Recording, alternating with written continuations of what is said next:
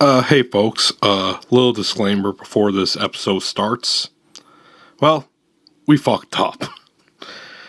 Long story short, this is the very first episode of the Garret Schuelke podcast where we utilize Zoom. And for whatever reason, the volume got messed up. We have no idea why. We're pretty sure it was our fault. Not the fault of our guest, Louis Rive.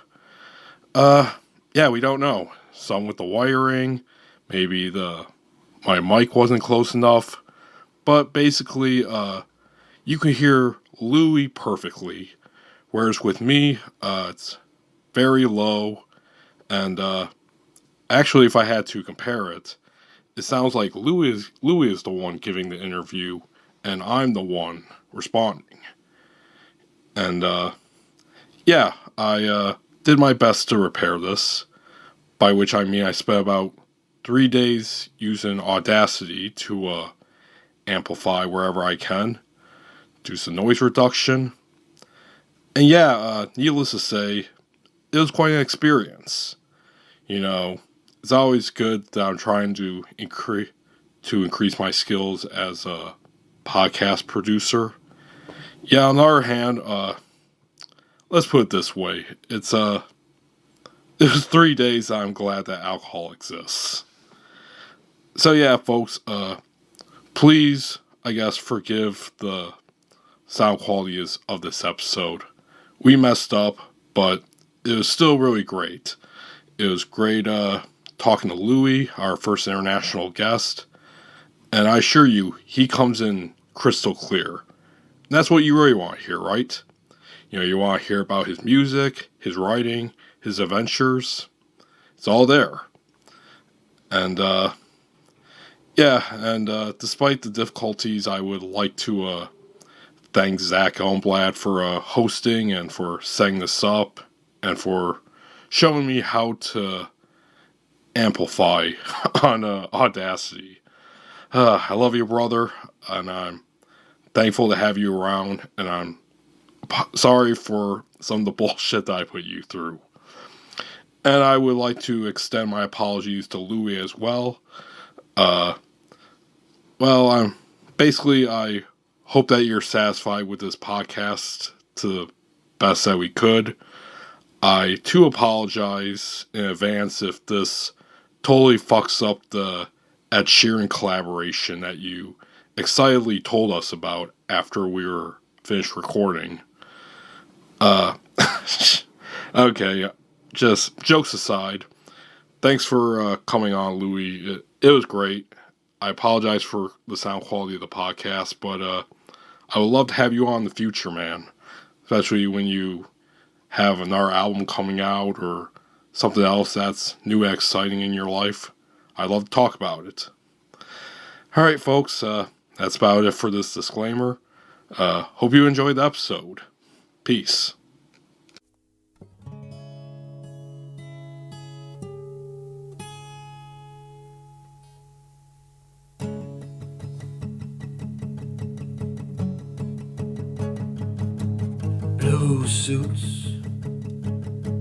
Blue suits, treading on a windpipe in your rubber boots.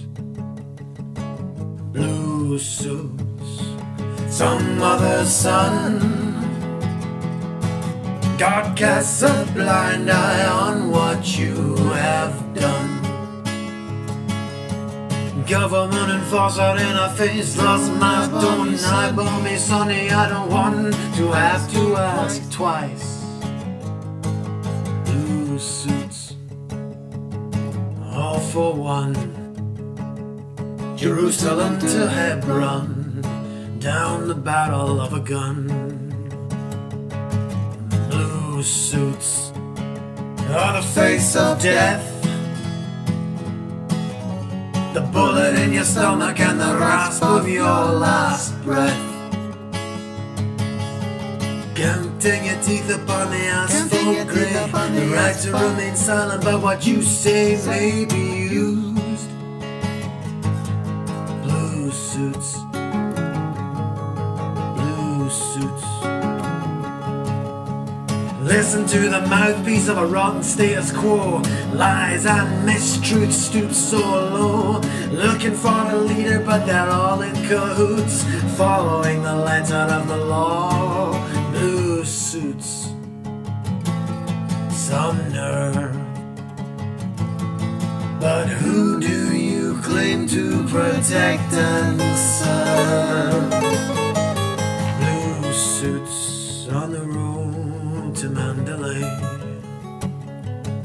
for the price of the wrong god, loss and dismay.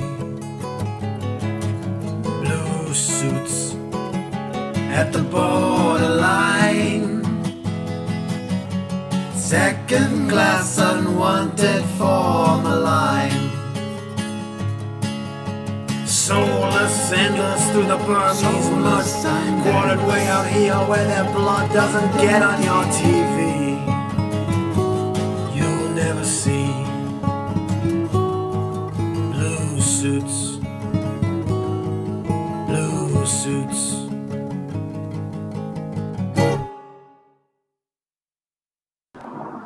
Technology is our friend.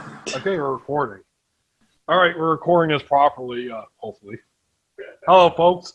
Welcome to the Garret Schuelke podcast. I am your boy, Garret Schuelke, and this is a very special podcast today for a couple reasons.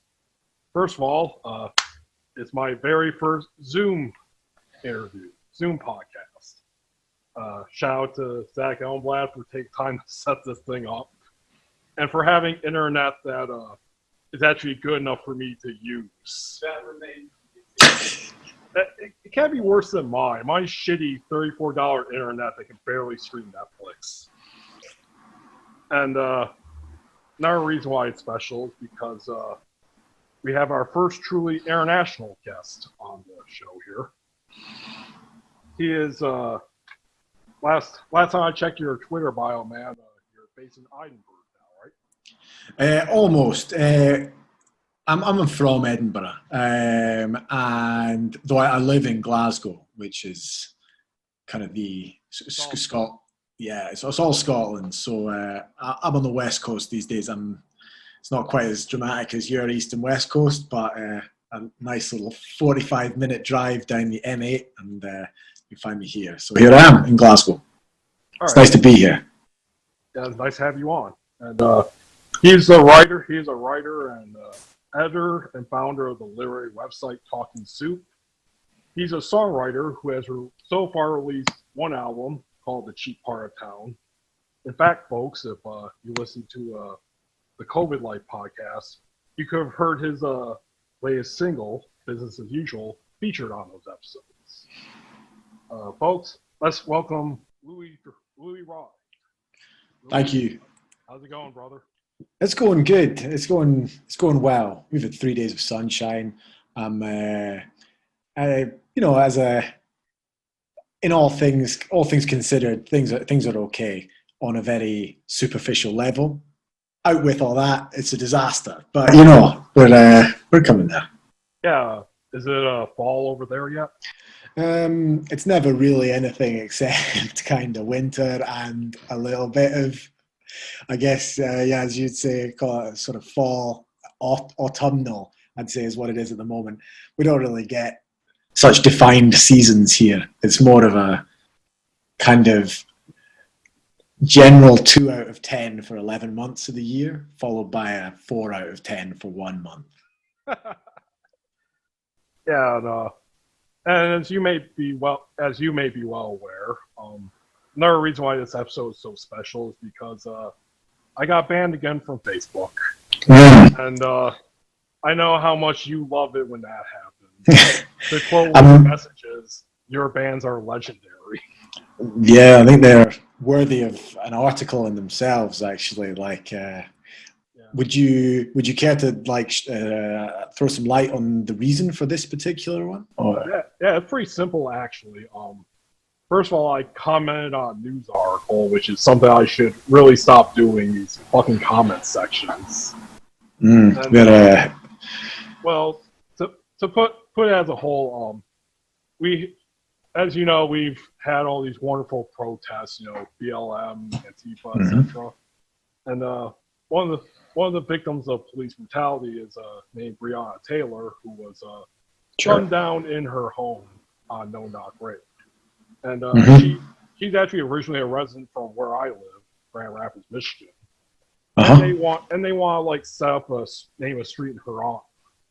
And this got the right wing reaction that you could probably imagine.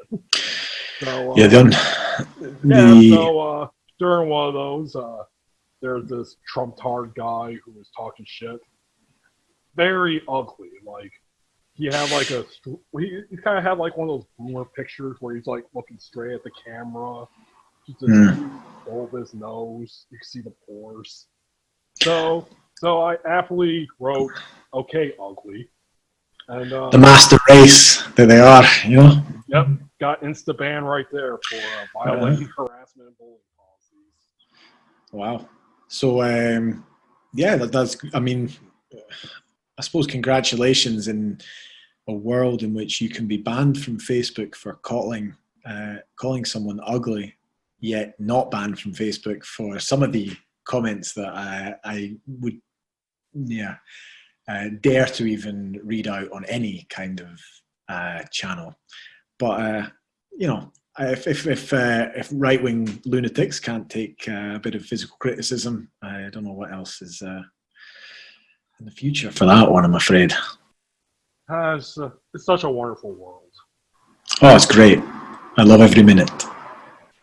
Matter of fact, let's get on to talk about that wonderful world, i.e., your Okay. life. Sure. No, man, you just want to jump into it to the origin of Louis Rive. Yeah, absolutely. You go ahead, ask away. Yeah, dude. What was your life growing up? Where did you grow up at? Well, I was born in London, actually, in England, and though I moved up to Scotland when I was quite young, and I grew up in Edinburgh, which is Scotland's picture perfect kind of capital city. It was a pretty regular childhood, to be quite honest with you. Uh, Nothing either very bad and nothing particularly good, which not that I would like to describe Edinburgh in that way particularly, but it was, I think, a very apt way of growing up in the place that you were in. Edinburgh is a nice city, and I mean, it's really lovely. Like, it's beautiful. Like, I mean, in terms of places to go, it's like this sort of toy town, and I never really saw that aspect of it because I was growing up there, if that's what makes sense. So you tell people about it and people go like, oh wow, you're from there. It's probably the same as like if you maybe grew up in an American city like New Orleans or San Francisco or something like that, and you don't really understand what the hype is about. So yeah, I mean, I grew up in Edinburgh. I went to school there, and as I say, it was just a very average, I think, childhood really. Yeah. Would it be fair to say that you grew up working class? Don't think so. No, I wouldn't. I'd say that we were a middle class family. Like I was a single parent, but we grew up. It was, I'd say, a middle class kind of way of doing it. Britain's a place that's, I think, very class conscious. I'm not sure how it translates in the States, but certainly in the UK, there is this kind of relic of what has been hundreds of years of, I suppose, class consciousness and complete division between working class, middle class, and upper class, and this kind of idea of progressing into different sort of stratospheres that is fundamentally impossible for most people, but like is perpetuated as a myth. No, I mean we never had a lot of money, but we never had we were never poor. I would never describe that as being poor. So I'd say we were just sort of genetically middle class kind of thing. Well, okay. Now that I got the chance, seeing you face to face, I would like to formally apologize for asking you originally if you were back in England. Yeah, that's okay. Don't worry about it. It's what happens occasionally. Like we have our history with our wonderful neighbours from the south who currently are making. I think they're making competent government look like something that could be, achieved by pretty much anybody, actually. So we get it a bit, but we're on the road to trying to change this in some sort of constitutional way, and hopefully that will become something in the future. Okay, good. Okay, I'm glad we got that out of the way then, because you sent me one of those messages where I could just feel the anger. How dare you? Don't worry, you've seen Braveheart. It's all just like that. Hey, I'm a fat, ugly American. What do you expect? Okay, so as said before, when I first met you is when you were writing, shortly before Suit was founded. Sure. And you're a songwriter, so what started first for you, the writing or the music? Actually, probably the writing. Thinking about it, I always played music. Like that was something that always kind of happened. I was involved a lot in music growing up, and to be quite honest with you, can I swear on this podcast? Is that all right? Oh, fuck yeah, dude! Totally. All right, okay, sweet. Well, Grant. I'll try and use it liberally rather than all the time. But I fucking hated music growing up, man. Like I really did. It was an absolute nightmare. It was a nightmare. I played the cello, which is like for the the non-musical people out there. It's just like large, massive violin that's like the size of a man, and you kind of carry it on your back. Like it was horrible. I was sort of made. No, go ahead. Yeah, actually, a previous guest, Charton Code, who's actually back in Eastern Europe. Yeah, he plays that, I believe. Okay, yeah. I'm sure you'll know the. All right. I mean, it's a lovely instrument if it's I suppose if you do the right stuff with it, which I suppose could be applied to most life. But I just didn't enjoy it at all. I never really liked. I always sort of felt this imposition of playing music, and used to sing in choirs and stuff, which I also completely hated, and I did that for years, so it kind of just sort of put me off it, really. The writing came after university, really. Like I always read a lot, I always was a pretty avid reader, I'd say, but the writing kind of came after university. So I went to university in Scotland as well, where I studied ancient history, and to cut a long story short, I'll tell you, it was an unbelievable waste of time. An unbelievable waste of time. The only good thing about it is Scotland, university's free for us, which is that's good. Oh, is it? Yeah. I mean, that's a little bit weird for me since, we're used to getting thousands of dollars in loans, and then being told we have to pay it back while working at McDonald's. Sure, exactly. Kind of the American way, along with our health. Yeah, no, that quickly dawned on me that actually no, it's dawned on me quite recently how unbelievably lucky it was to be able to garner any kind of tertiary education for free. So I won't hold that against them. But studying ancient history was maybe not the brightest of things I've ever done. It was a lot of looking at pots and hanging out with. I went to a very small university in the north of Scotland, which was populated almost entirely by this kind of class of foppish failures from England, who just sort of brought this hideous kind of aristocratic twee idea of how to live a life to this sort of small town in northeast Scotland. And it was not very being kind of cooped up with these people for that kind of length of time, 4 years. It was quite. Above all, it was a very disillusioning experience. So post that, I moved to London, where I just sort of I moved there on a whim, really, because I thought what, fuck it, I'll go to London and this sort of Dick Whittington story, try and make life. I'll try and become a musician. I'll try and, express myself creatively in some kind of way. And it'll be totally cool because it's a big city and everyone will love me. And anyway, like, I sort of drifted through like a lot of, I would say, quite a nihilistic period of existence in which there was a lot of booze and a lot of working kind of dead-end jobs in order to pay like extortionate rent, which is actually probably the motto of our generation. I'm afraid that's probably goes to, that could be the motto of this generation, my friend. So, Jello Biafra, the Dead Kennedys once said, "Rent's your landlord."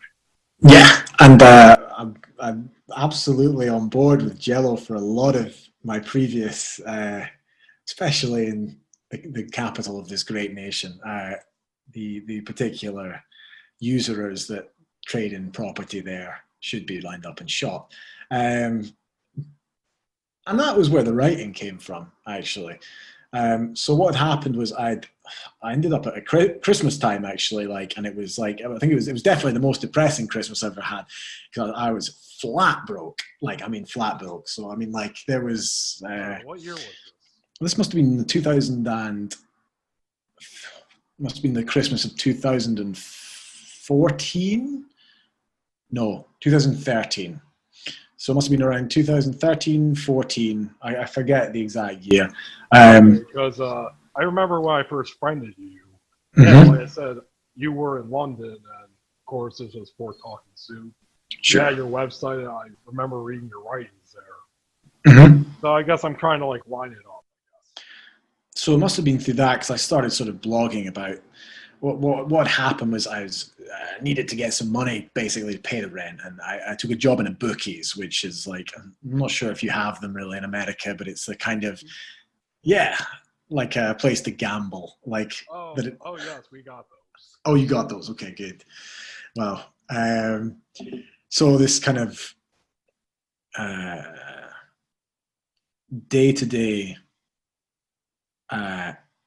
vision of just like utter desperation and misery, like complete misery in terms of the people who are going there. In Britain, they really don't have this kind of like the glamour of any kind of casino or anything. It's really just like a place that you go and put money on horses, basically. So, and that's kind of it.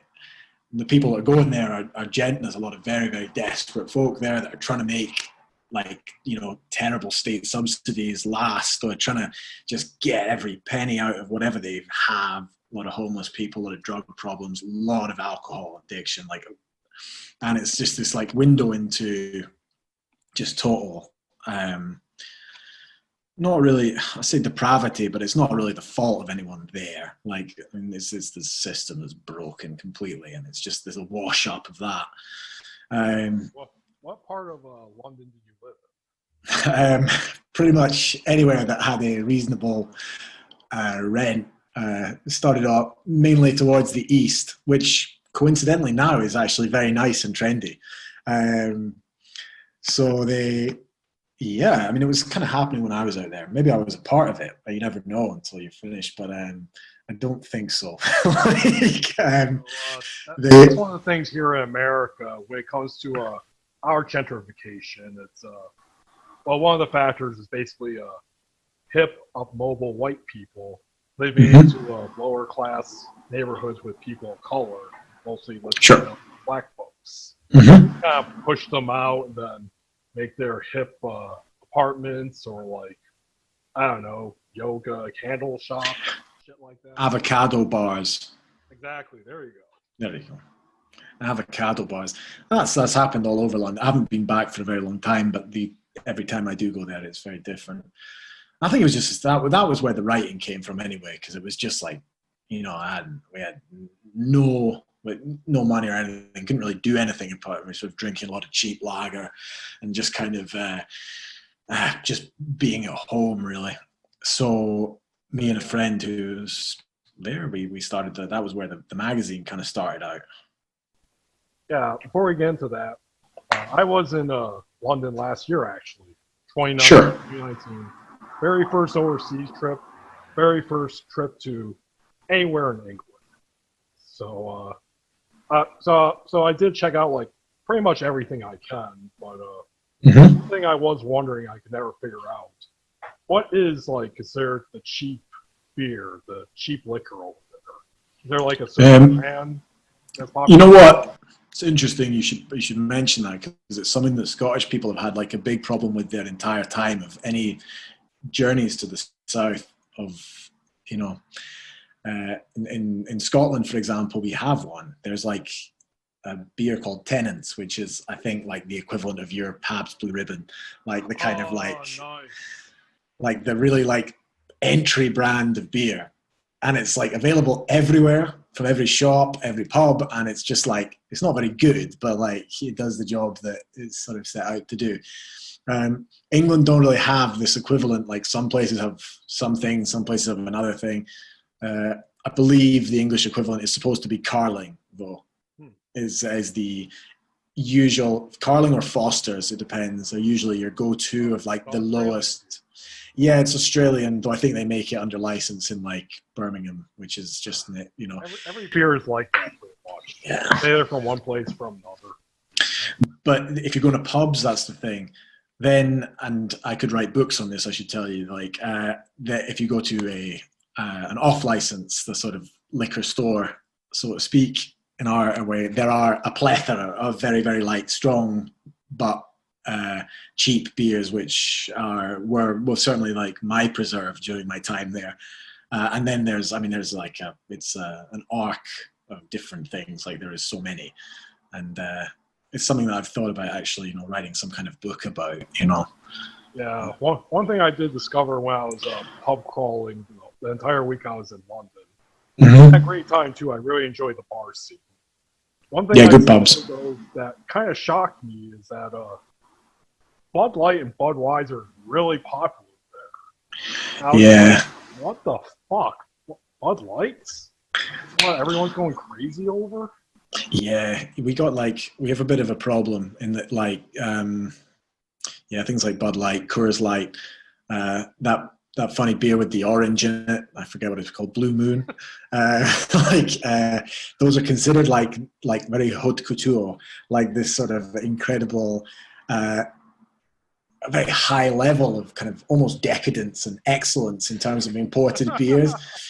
I blame, in that particular sense, I blame Hollywood. I think we've been kind of brainwashed, like by advertising executives in that sense, to believe that it's actually something to be like prided upon, to get a can of Budweiser in a pub for £5 or something like that,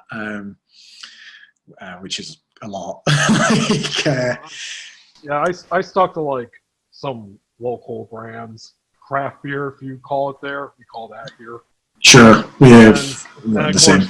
And of course, Guinness. It's like, you can't go wrong. Real.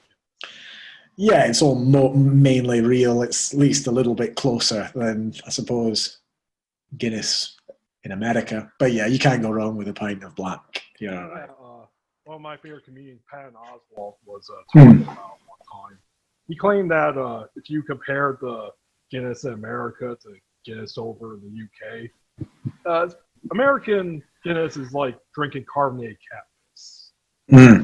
Beautiful. That's what he compared it to when he drank the real thing.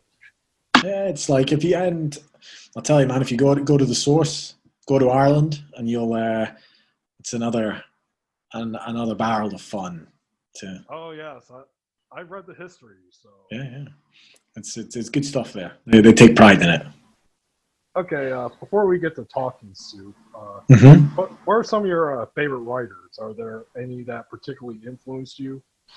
I could say, I think writers in terms of, I think at the time of kind of going into doing writing properly, like things that really got me going were, people like Bukowski, obviously. I drew a lot of kind of, I'd never really heard of him actually before I went to London, but I did someone gave me a copy of Post Office when we were working in a restaurant, and I thought like, wow, fuck, like, you know.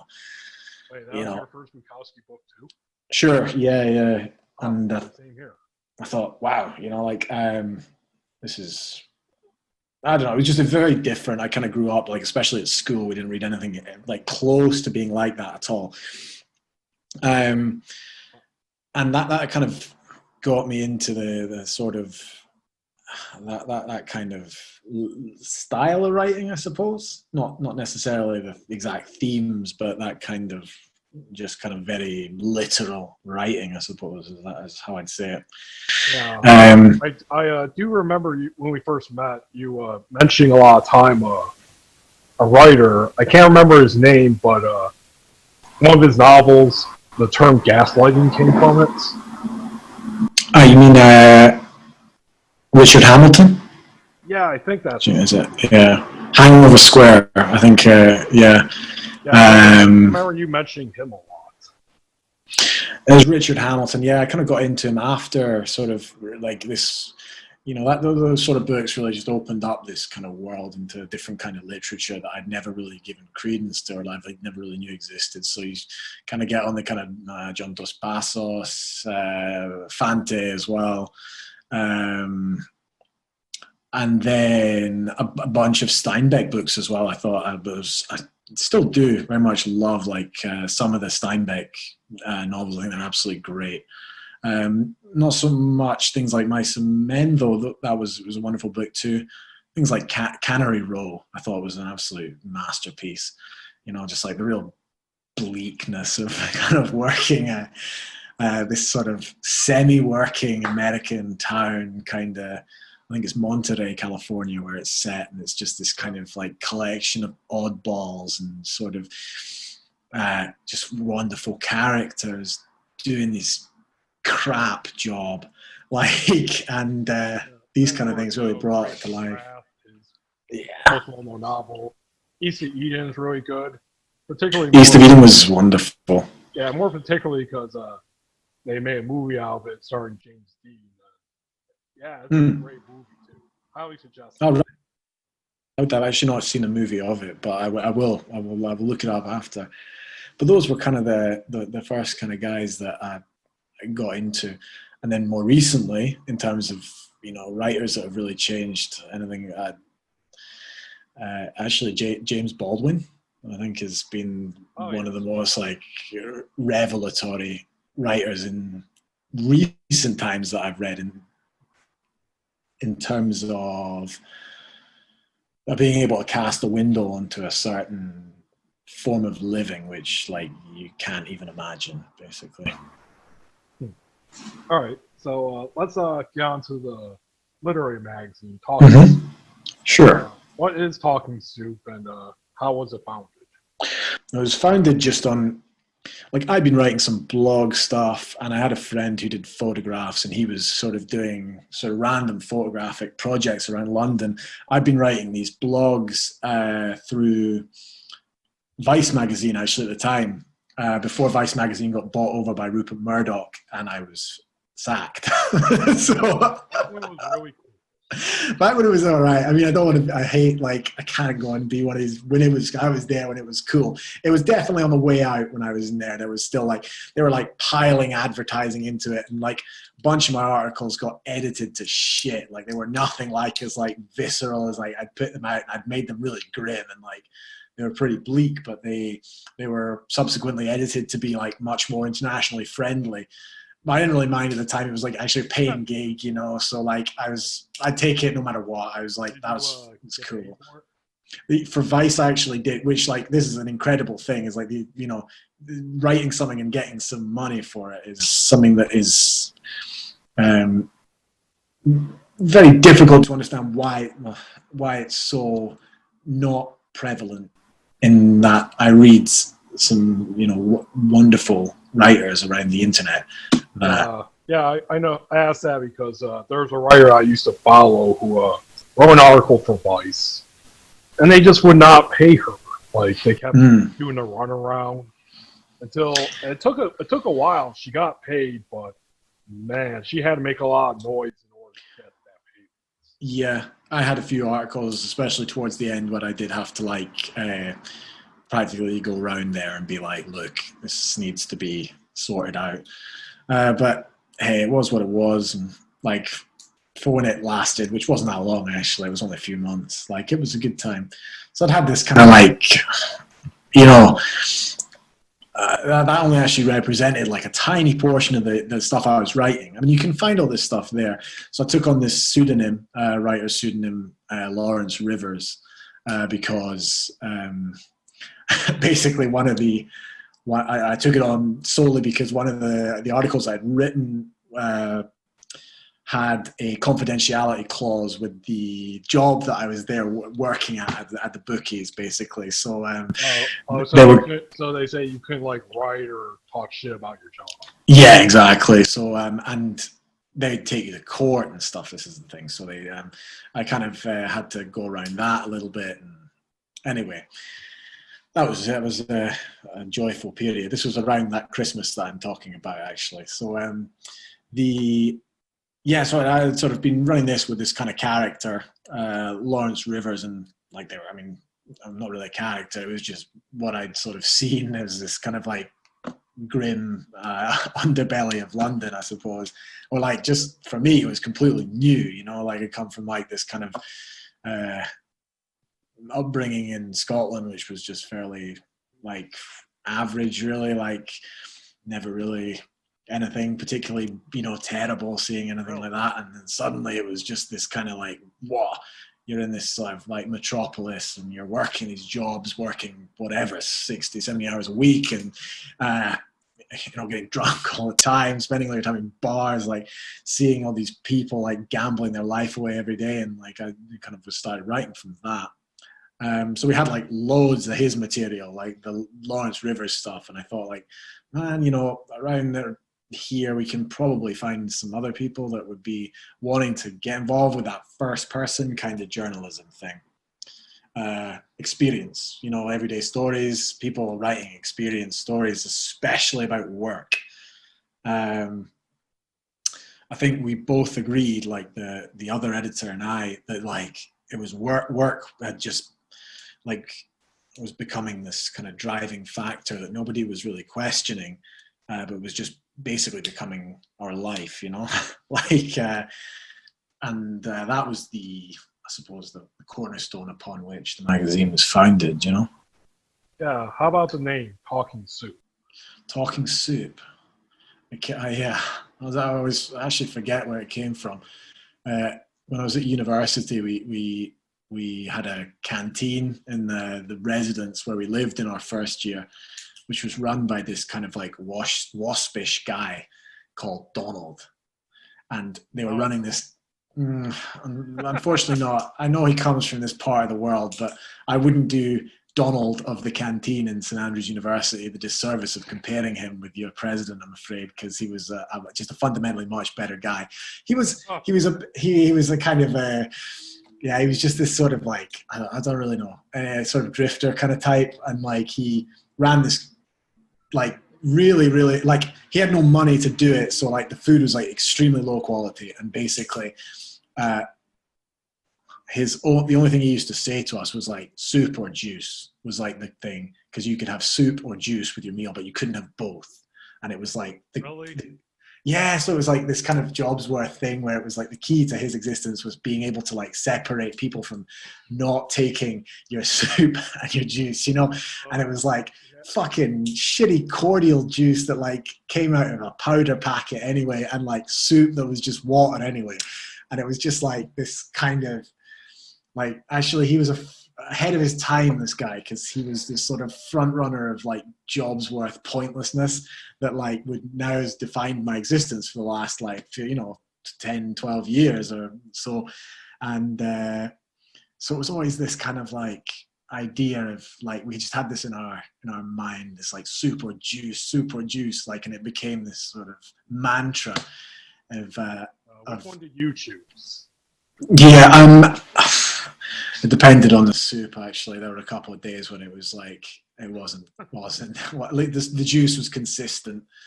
At least it was always the same. The soup could be like fucking anything. So we was that at least I was more of a Campbell's soup? Oh, it was way worse than that. Like, Okay. yeah, it's like, I mean, yeah. It was sort of Leningrad standards, I think, is what you'd say. I was a juice man. Yeah, more juice. There's a lot more consistency in that. So I came from that, basically, like talking soup, and it was this idea of just like kind of getting opinions and putting them all together and using it as a platform to give kind of newer writers, basically, or like especially people that have never written before, of which was opening them up to anyone, really, giving them the opportunity to be like, look, man, you don't have to have a writing degree or go on a course or anything. Just like put down some words on a page. We'll have an edit of it if we can do it. If it works for us, like we'll put it up there, and then you got something to go with, So it was that was the idea. Yeah. So how many years has it been going now?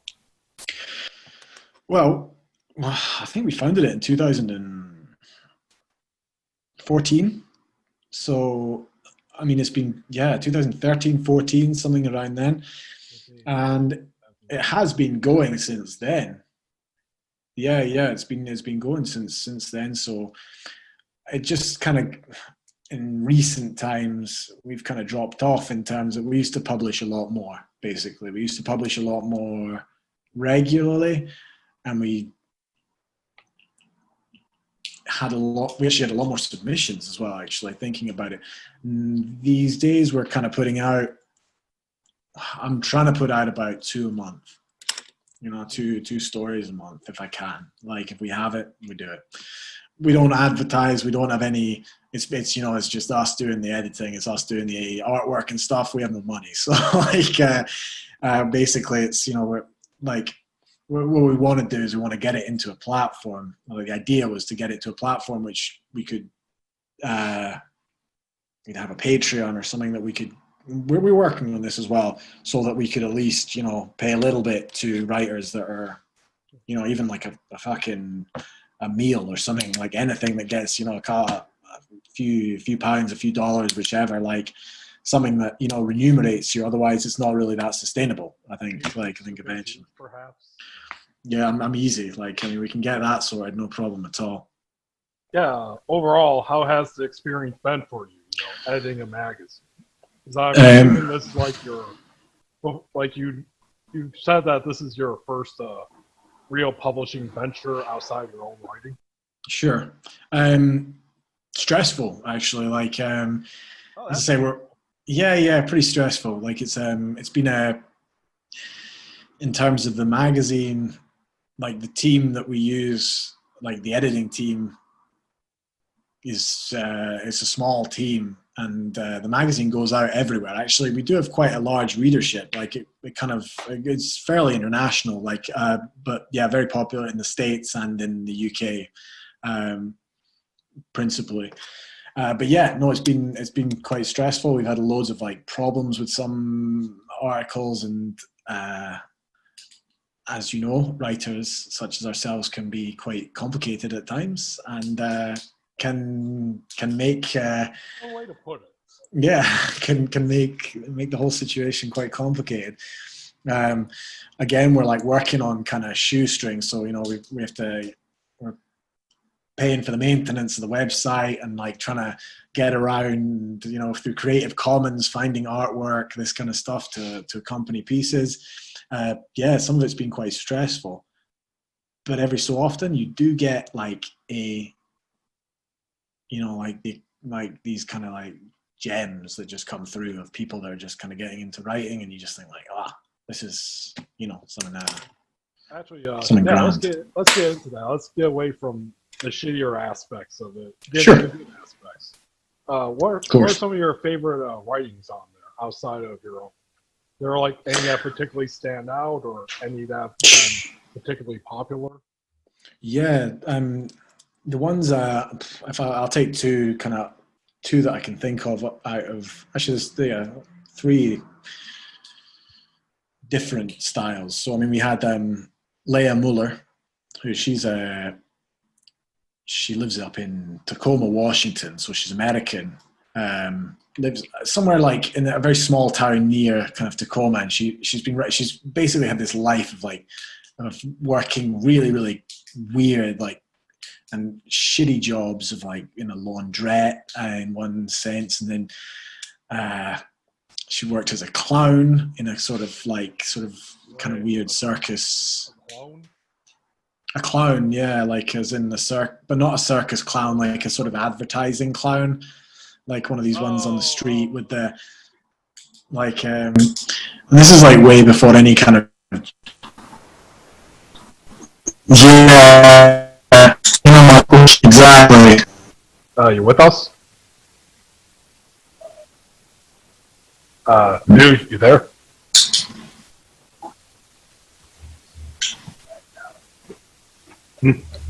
Check on internet. Shit, I think this is us right now.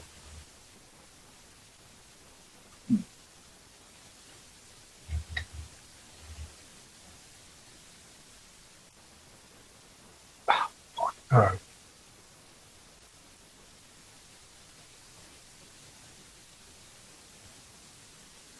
Hello? You there? Yep. All good. Yeah, that was on our end, brother. I'm so sorry. Right, don't worry, no problem. You're good. Here's we're still recording, so We go. Yeah, no, go straight ahead. I was talking about Leah Muller and her job. She's this kind of thing. So she, I think what was really great about her writing is she's this kind of we don't really like the news we get from America's. Sorry, there's some crying going on outside. There we go. Okay, good. in my town, Grand Rapids, Michigan, they had pretty violent summer, so that's every night where I live, pretty much. Yeah, I would have figured like over in the States it'd be a like different kettle of 3, fish. 4 pops, then a siren. Okay. Yeah, because there's guns as well. Yeah, no. Yeah, it's far out. Yeah, it's a wonderful, wonderful world.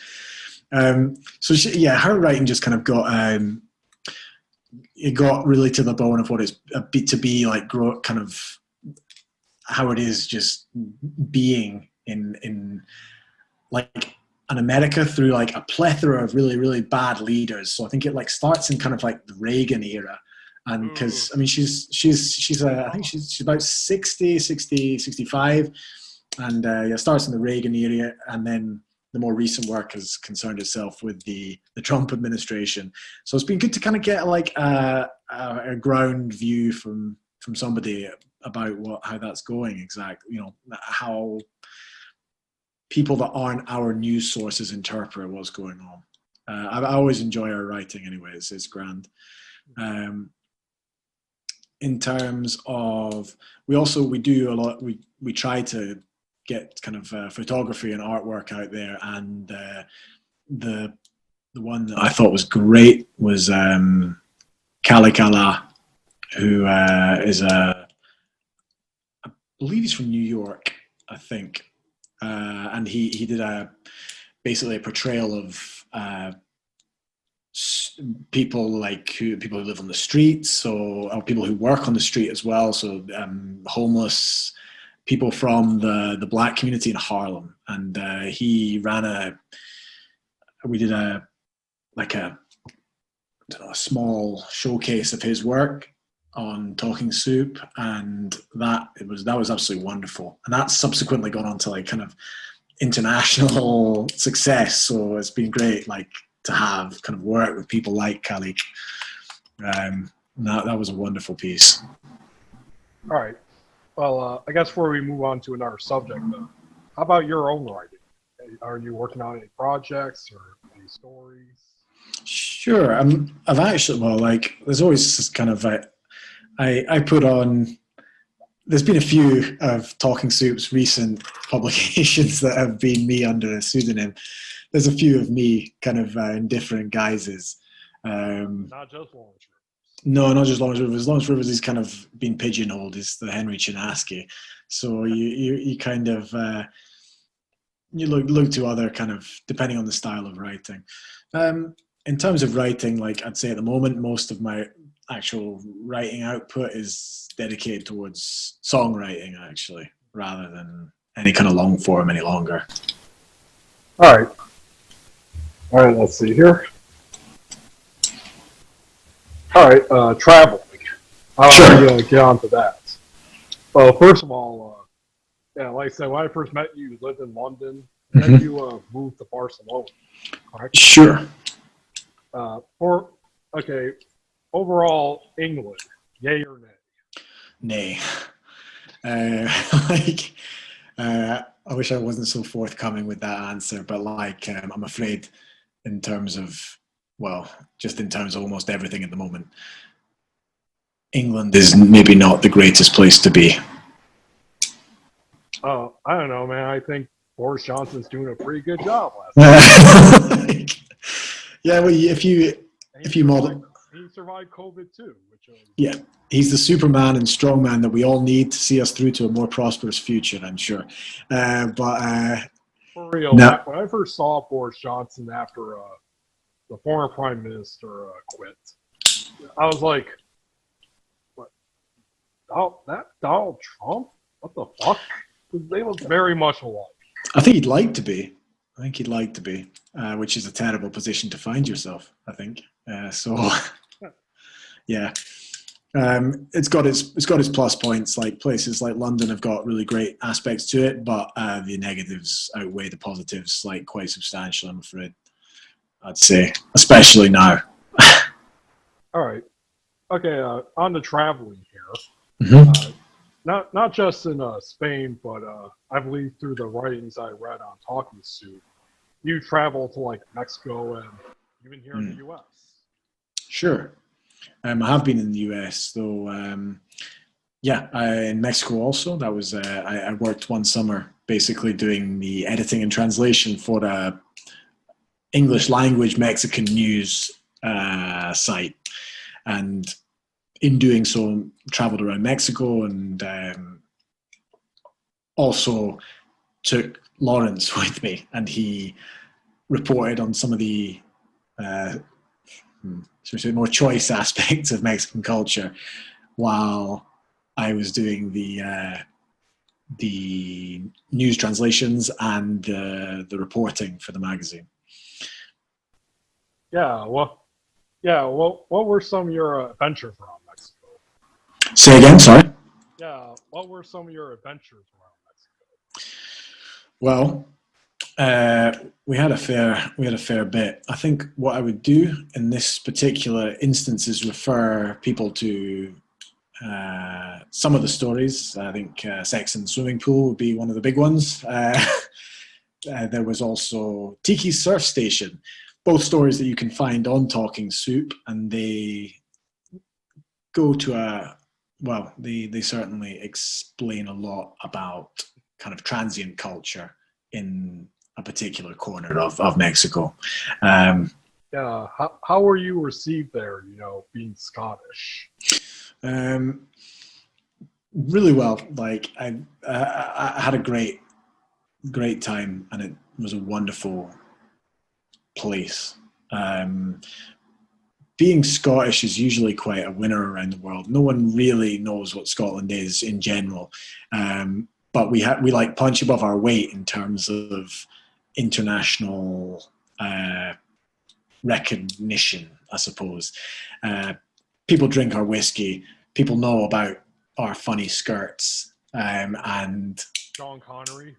We know that. yeah, we got a James Bond, and we've got the groundskeeper in The Simpsons. So like we've got like we get around certainly, and though the image that we project of ourselves is very very far from the reality of what it is to be Scottish, if it is possible to describe such a thing, we're very good at the selling ourselves to kind of the corporate way. Oh wait. Oh yeah, there's Braveheart. Sure. There's that. And personally, I know all about Scotland because one of my favorite films is called Trainspotting. Okay. Yeah. Well, that was filmed in my own dear city of Edinburgh. So, well, no, it was. I mean, it was actually filmed in Glasgow, but it was certainly set in Edinburgh. Yeah. Yeah, I love that movie. I'm like, that's exactly what it's like to live there, huh? Certainly, aspects of it are more accurate than aspects of Braveheart. Put it that way. Like, For real, it's a great movie, and I do like Irvin Welsh, but he's a hard read for me because yeah, jeez, I The can't get dialect. the dialect and the slang. It's hard. It's very admirable, I think. But you know, I'm reading it. It's like, what the fuck? Yeah, it's a hard one. I think as far as I remember, like I mean, when it came out, the movie they put it with subtitles for the English, like the market beyond Scotland. But if you don't grow up with the dialect, it's very hard to pick up on it, basically, or if you haven't lived with it. So that kind of thing. All right. So, how about America? When did you come here?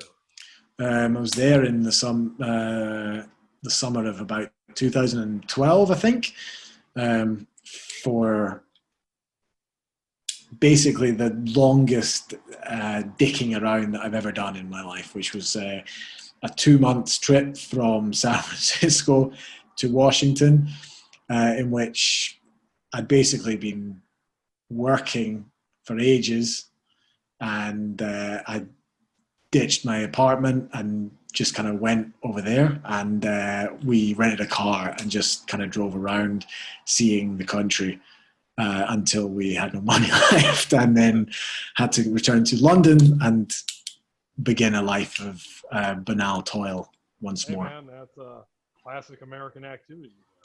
I'm not even joking. Like, seriously, all the great writers, including Jack Kerouac, literally done all that. Yeah, they've all done it. The only difference is, I guess, the cars have got better, and there's more Sonic burgers now than there used to be. So there you go. Did you drive at all? Or, Yeah. How was it driving with the wheel and that on the left side? Well, for us, it's not really that big, like, because we're the exception. You got to understand, like, we're the ones that do it the opposite way around, basically. Like, if you go to Europe or anywhere in mainland Europe, it's all the same as you guys have it, you know? Really? Well, yeah, Europe's the same. It's only Britain and Ireland that have decided to fuck it up. So, like, you know, this way. Yeah, I remember my first day in London. I get to my motel, take a nap because it was a pretty hard flight. Then I went out to a punk rock show later that night at Dive Bar.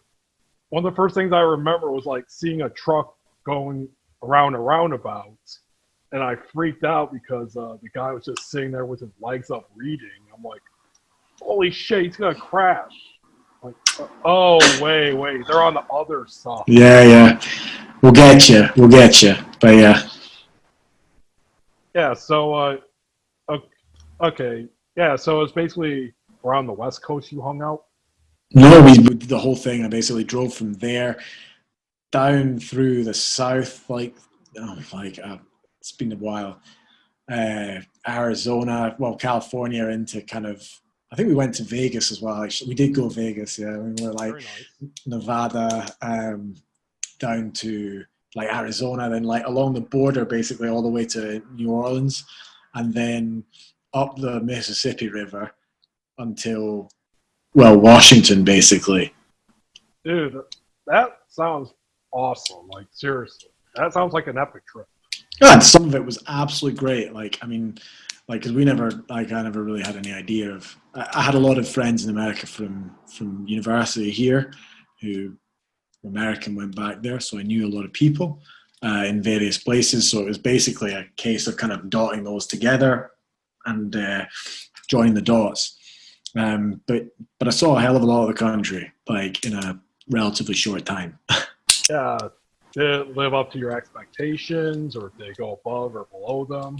Some places, like, I don't think I've ever been anywhere which is like quite as naturally spectacular as the States, like, in terms of just you know, in terms of just natural beauty and like a wealth of like natural beauty and diversity in its naturalness, or whatever you want to say. Wonderful. Like, really, really great. Hey, big wide open spaces. Yeah, you got a lot of space. I think that's the other thing, is like, for us, it's like just incredible amounts of space as well. So Yeah, that was a wonderful thing. Some of the cities I absolutely loved. Places like San Francisco, I thought was great. New York, which we also went to, I forget, was fantastic. Like really, really, really good. Like very, like really strong kind of sense of culture and like a really interesting culture as well. Like kind of self-perpetuating, very. Well, in a place like New York, it's more than one. It's like a million.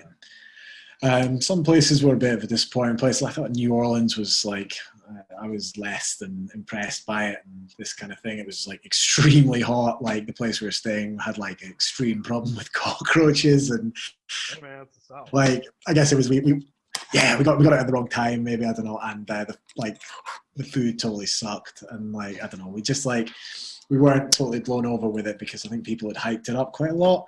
But then there's other places like, I mean, we went to a bunch of like, even like small towns in Tennessee and stuff, like very, very beautiful. I think the thing that like knocked it for me was there was just really like a lot of the place, especially on the East Coast, have got a lot of connections with Scotland, a lot of Scottish immigration. You can kind of make the connections that way. The music, the writing, the culture as well. So, yeah. So overall, and yeah, answer this as honestly as you want, because believe me, I'm not going to be offended. Okay. United States, yay or nay? Oh, it's a difficult one. At the moment, without a shadow of a doubt, an A. But Yeah, I mean, you went on your trip, you came at a good time because we're now a COVID-ridden hellhole that's have the country literally on fire. Sure. You're not It's a missing place. out on much. No. At the moment, now is not the time. When we were there, it was a really great. Like it was a wonderful kind of atmosphere, I'd say.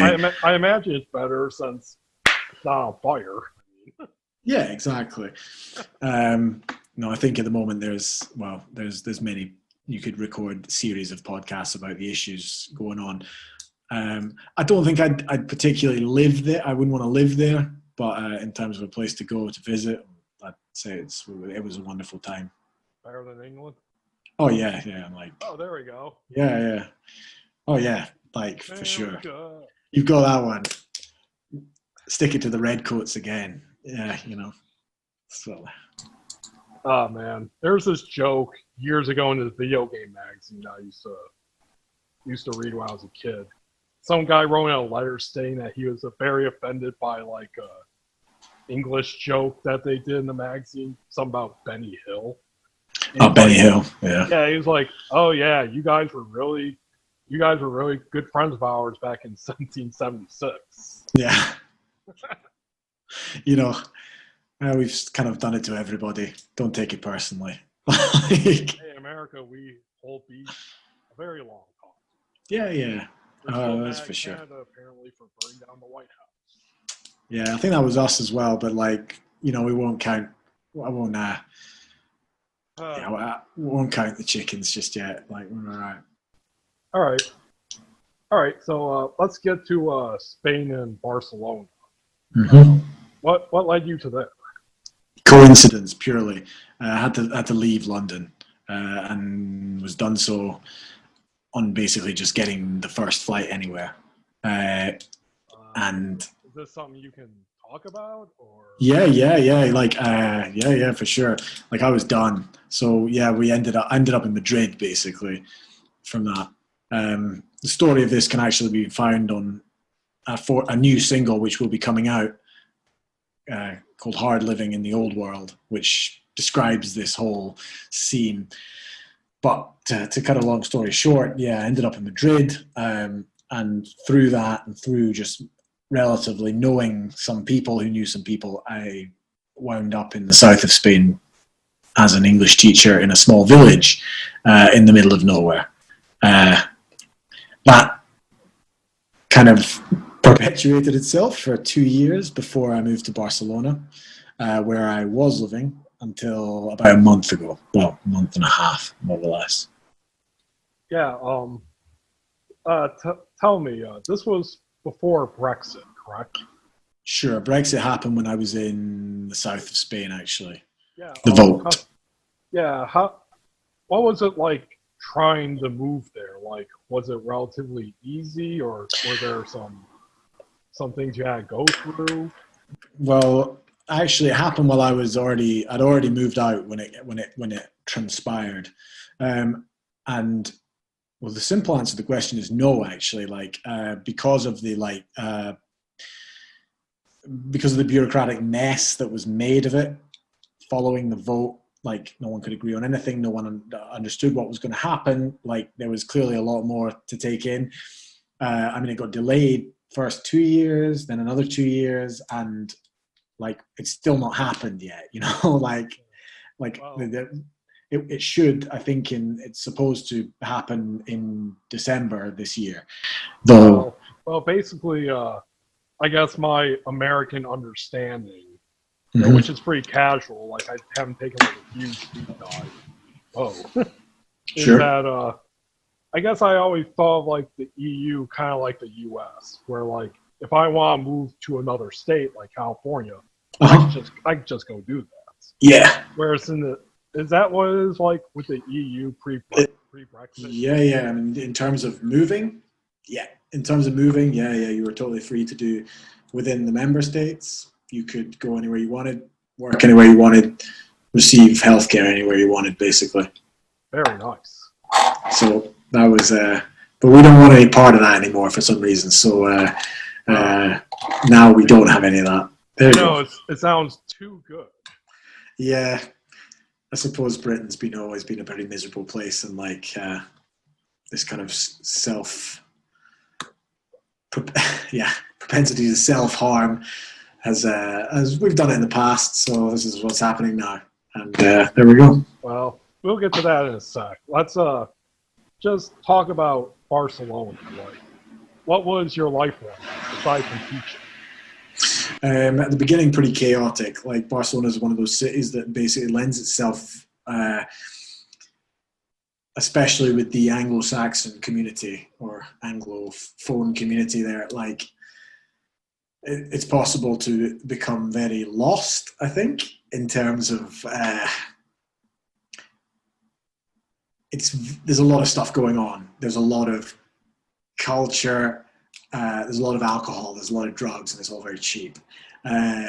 These things all come together, and certainly at the beginning of my stay there, I sort of went into that kind of sort of side of life and was sort of quite absorbed with that. So you can teach English, you can earn quite a lot of, you can earn decent money for doing it, usually wads of cash, illegally given to you in a brown envelope, and you're kind of, you're set on the world with that. And, if you want to, you can live a certain kind of life, which, as I say, is pretty prevalent amongst the sort of as British, Irish, American, English-speaking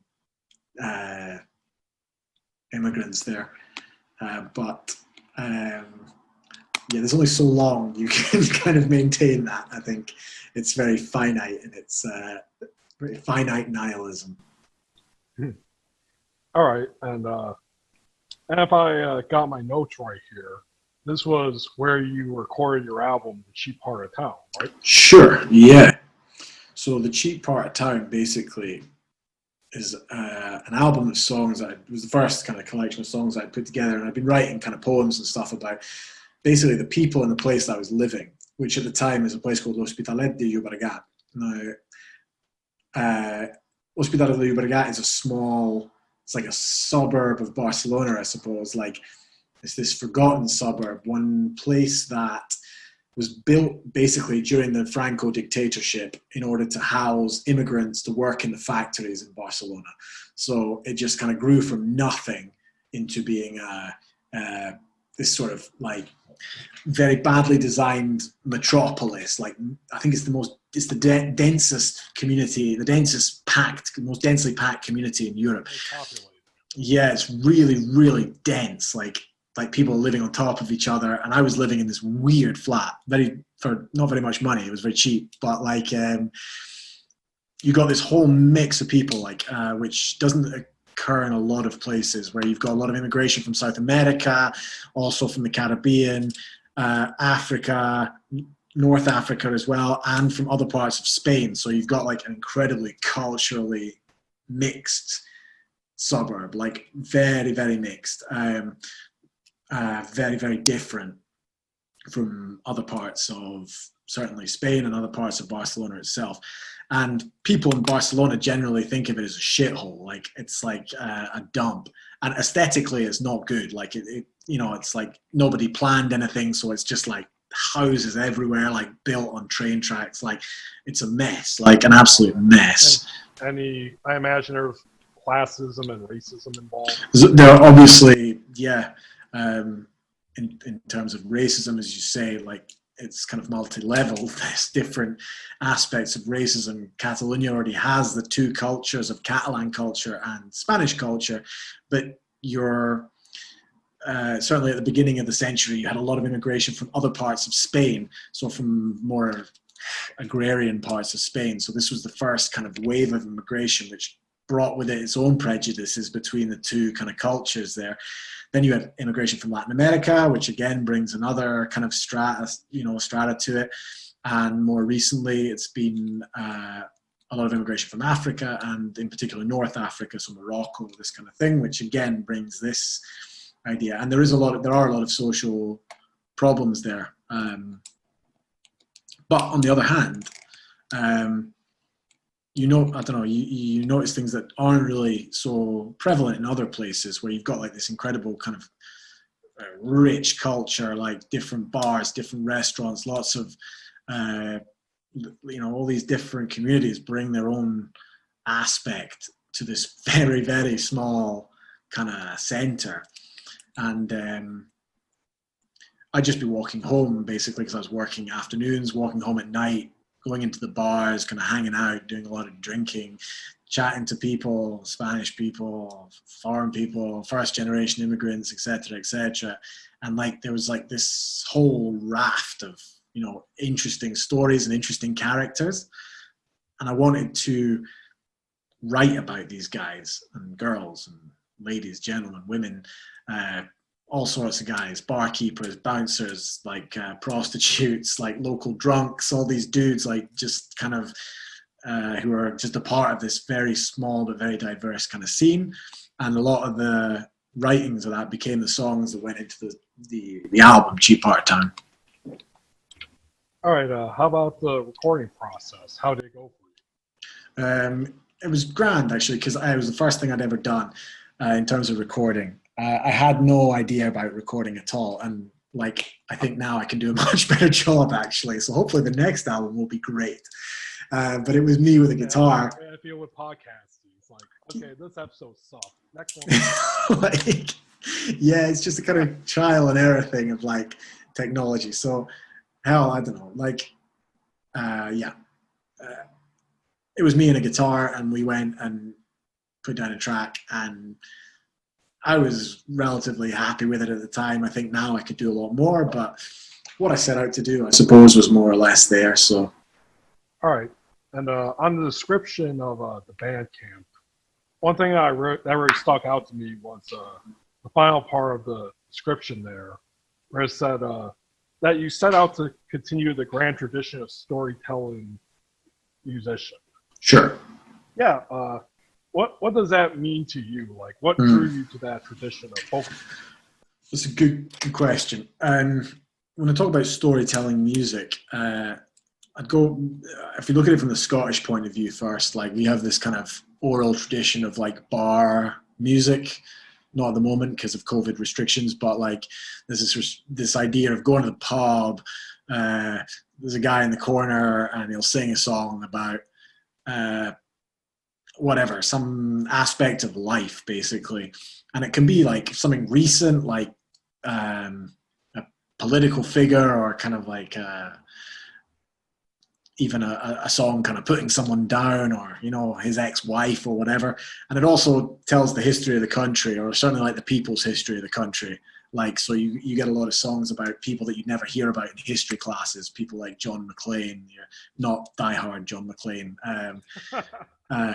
communist, and imagine if it was diehard John Yeah, I mean, maybe one inspired the other, but it was a communist school teacher that went to prison during the First World War for inciting the people to rise up and not enlist. Anyway, so this kind of culture is really prevalent here. A lot of men and women sing in bars and kind of pass down stories of their lives, and it's just kind of like it was what I was wanting to do with writing as well. Focus on like real life stories of people, like, and they're funny as fuck as well. Like half of them, like they're really amusing. Like a lot of people, like a lot of them about sex, drugs, rock and roll, like a lot.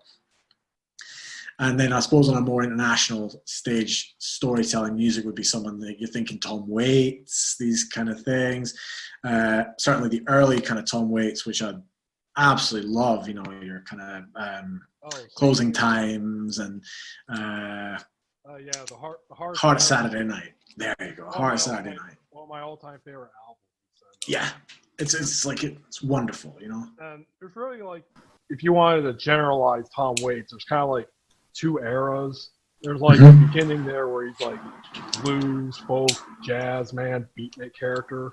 Sure. And there's the one that he's currently in where he's like fucking weirdo William S. Burroughs kind of thing. Yeah, it's all a bit vaudeville, the kind of stuff at the moment. Like yelling into a trash can and recording it. Yeah, I'm more of certainly the former fan, and a fan of the former anyway. I mean, but that's what it would be, you know, that kind of storytelling aspect to it. Yeah. I mean, even his current era, he can write one hell of a ballad. Oh yeah. Come on up to the house, for example. Like, I mean, yeah, it's these kind of musicians you go an eye for, nuances, like this kind of nuance, minutiae of what would be perceived to be quite banal aspects, or just like kind of, I don't know, trashier, lower class aspects of just normality, I suppose. And this was the kind of storytelling that I was kind of looking at. Anyway. Okay. Well, this one I can give a little backstory too with me, but are you attracted to storytelling folk music because you yourself are a writer? Sure. I certainly equate the two. Like, in terms of like music, what I prefer from music are lyrics. Like, I find lyrics really, they're the most interesting part a lot of the time. Like,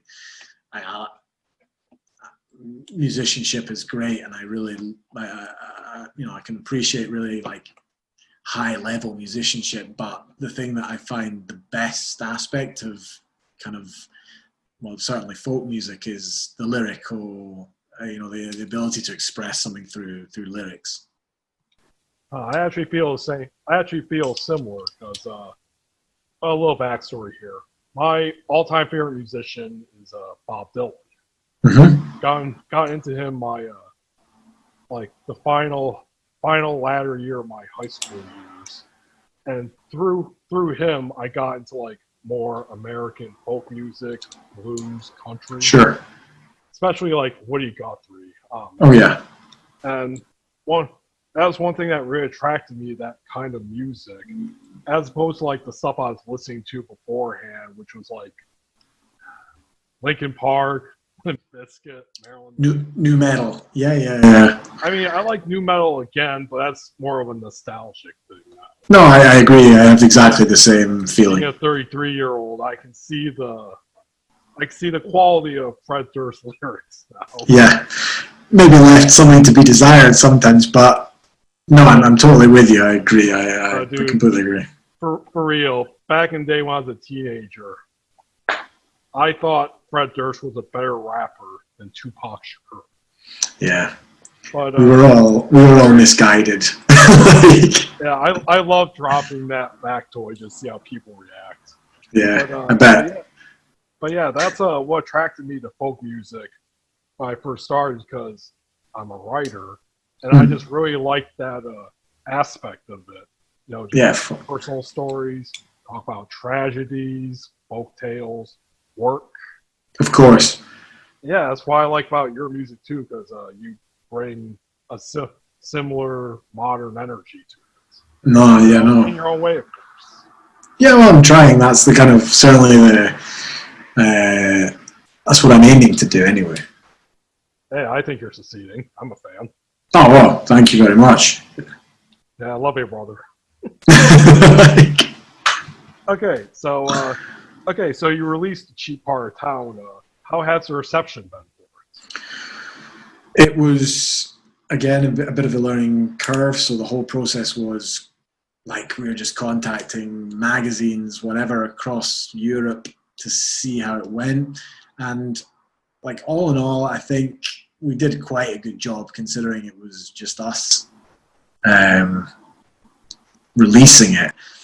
I've had pretty positive reviews from people that have heard it. They got written up in a few magazines around the place, and it gets like a kind of regular playing on Spotify, and I got a fair bit, like a decent amount of radio play for a kind of a first album. Like I don't think I could ask for, yeah, like around Europe certainly. Like we had a few in Scotland too. Yeah, no, it was good. So sort of small independent radio, which is kind of essential for that sort of thing. And I mean, even with modern technology, streaming and whatnot, there's still kind of that feeling you get from that achievement of being on the radio. yeah, absolutely. Kind of like what I get when I like occasionally get printed in an actual print magazine. On a piece of paper, yeah, it's wonderful. Yeah, mostly it's just online stuff, which is fine, but still. It doesn't have the same mystique, I suppose. Like the. Okay, so that honestly, I've seen some of your performances online. Were you performing before you recorded the album? Yeah, I played a lot of. I played the kind of circuit in Barcelona anyway. Small bars like music clubs as well, quite intimate kind of spaces, because that's how it works really for my music. Like it needs to be kind of pretty direct with the audience and pretty connected. Otherwise, it kind of loses. It's a lot of lyrics basically. So there's a lot of lyrics in it. You've got to be quite close to your audience, both physically and. Open mic. Yeah, it certainly started doing open mics and then began to pick up concerts, of my own, and playing with other musicians and collectives of folk musicians, I say, in commas. I don't know how you say it in English anymore. Entre comillas. I'm doing the two fingers in parenthesis. Description, or are you dissing these people? No, not dissing. It's just it's quite a broad way, kind of folk music, where you've got a lot of people. If you have a guitar and you sing, it's like kind of just immediately put in as folk music, and you could be singing about something completely different to another person who has a guitar and singing, but you're in the same gig, Like if you were like a Donovan kind of thing. For example, yeah. So basically that. And yeah, I played quite a lot, and then toured the UK last year. So toured, played some festivals, played my own concerts as well, and that carried through really till about February, where I played here in Glasgow, and then COVID's kind of stopped everything since then. So Okay. yeah. All right, before we get to that, one of the things I noticed on your YouTube is that let's see if I pronounce it right. The Edinburgh Fringe Festival. The Edinburgh Fringe Festival, yes. Yeah, how was that? Because I've heard a lot about it over the years, particularly through some of my favorite comedians like Doug Stanhope, who have. Sure. Yeah. It's like on a personal level, it was a good experience doing it, and I enjoyed doing it. I really did. Like, I played 2 nights and got a good audience both times, and it was fine. The one thing that I find a bit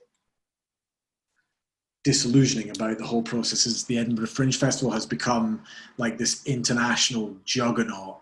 And it's kind of, it started out as quite a small festival, I think after the war, basically to kind of bring people together, like independent festival, independent venues kind of working together to bring kind of new art out, new creative expression.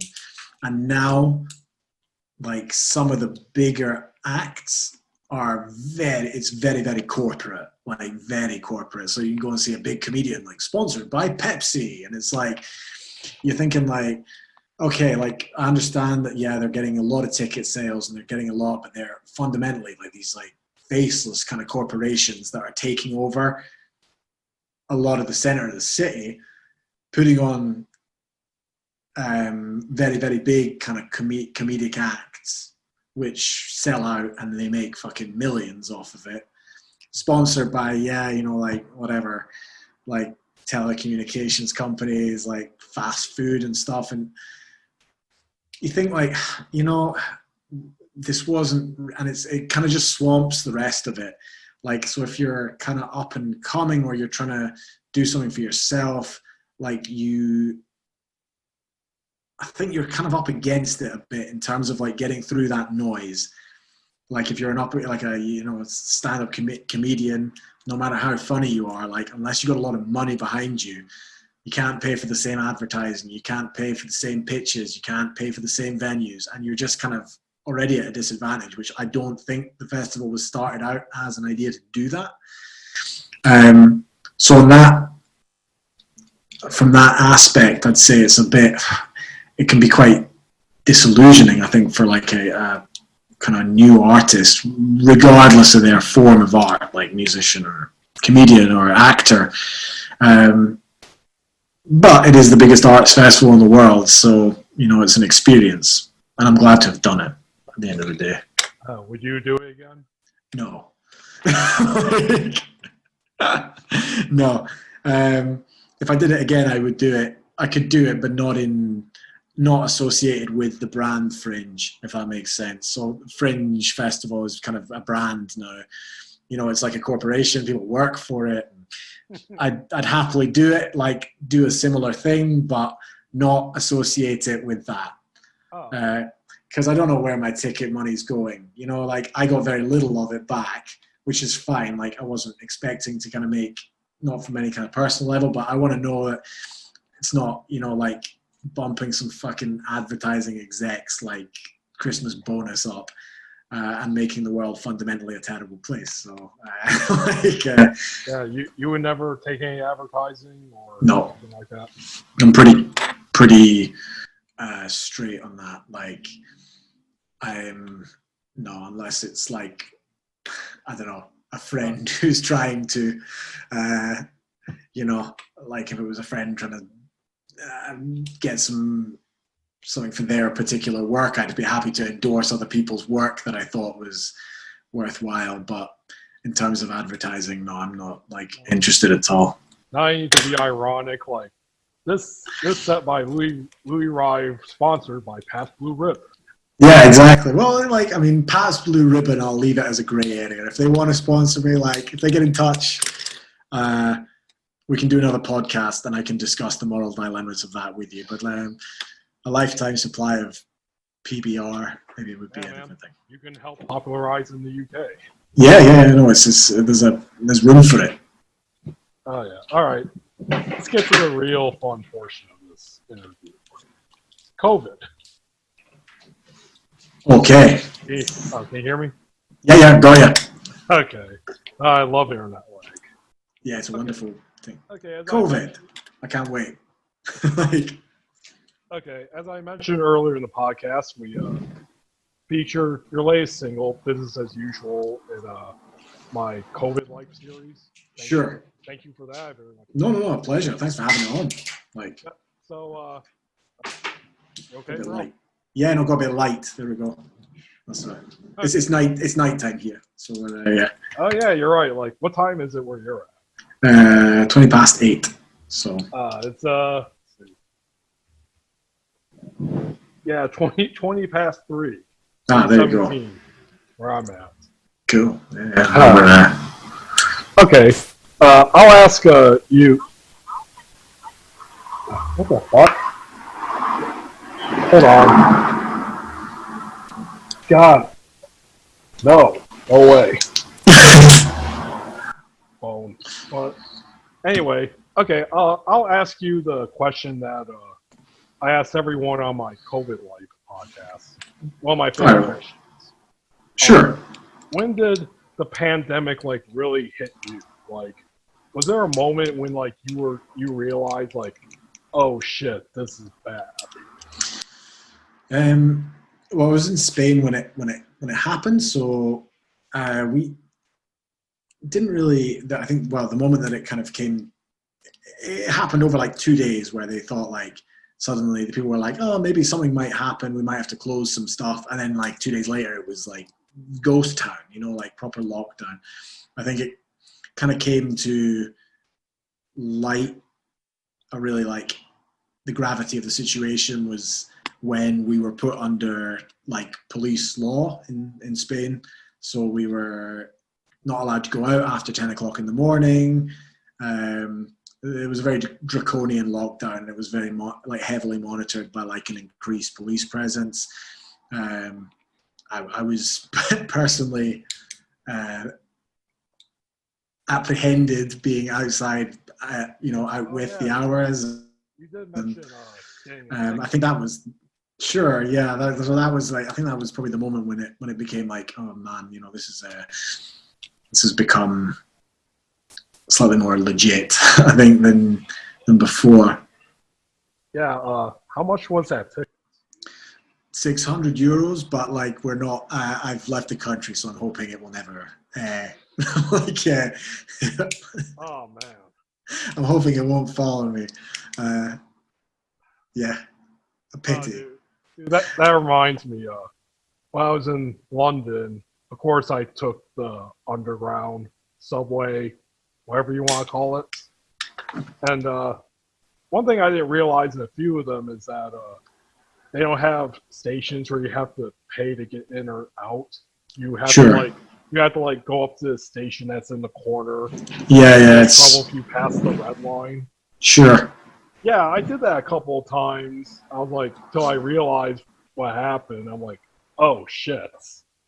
Then there's all signs saying that you get taken to court for it. And Mini. Hello? Oh, god damn it. Back?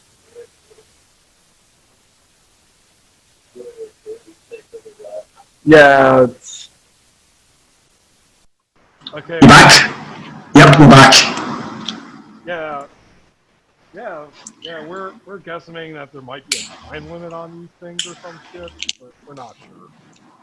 Okay, well, we're getting there.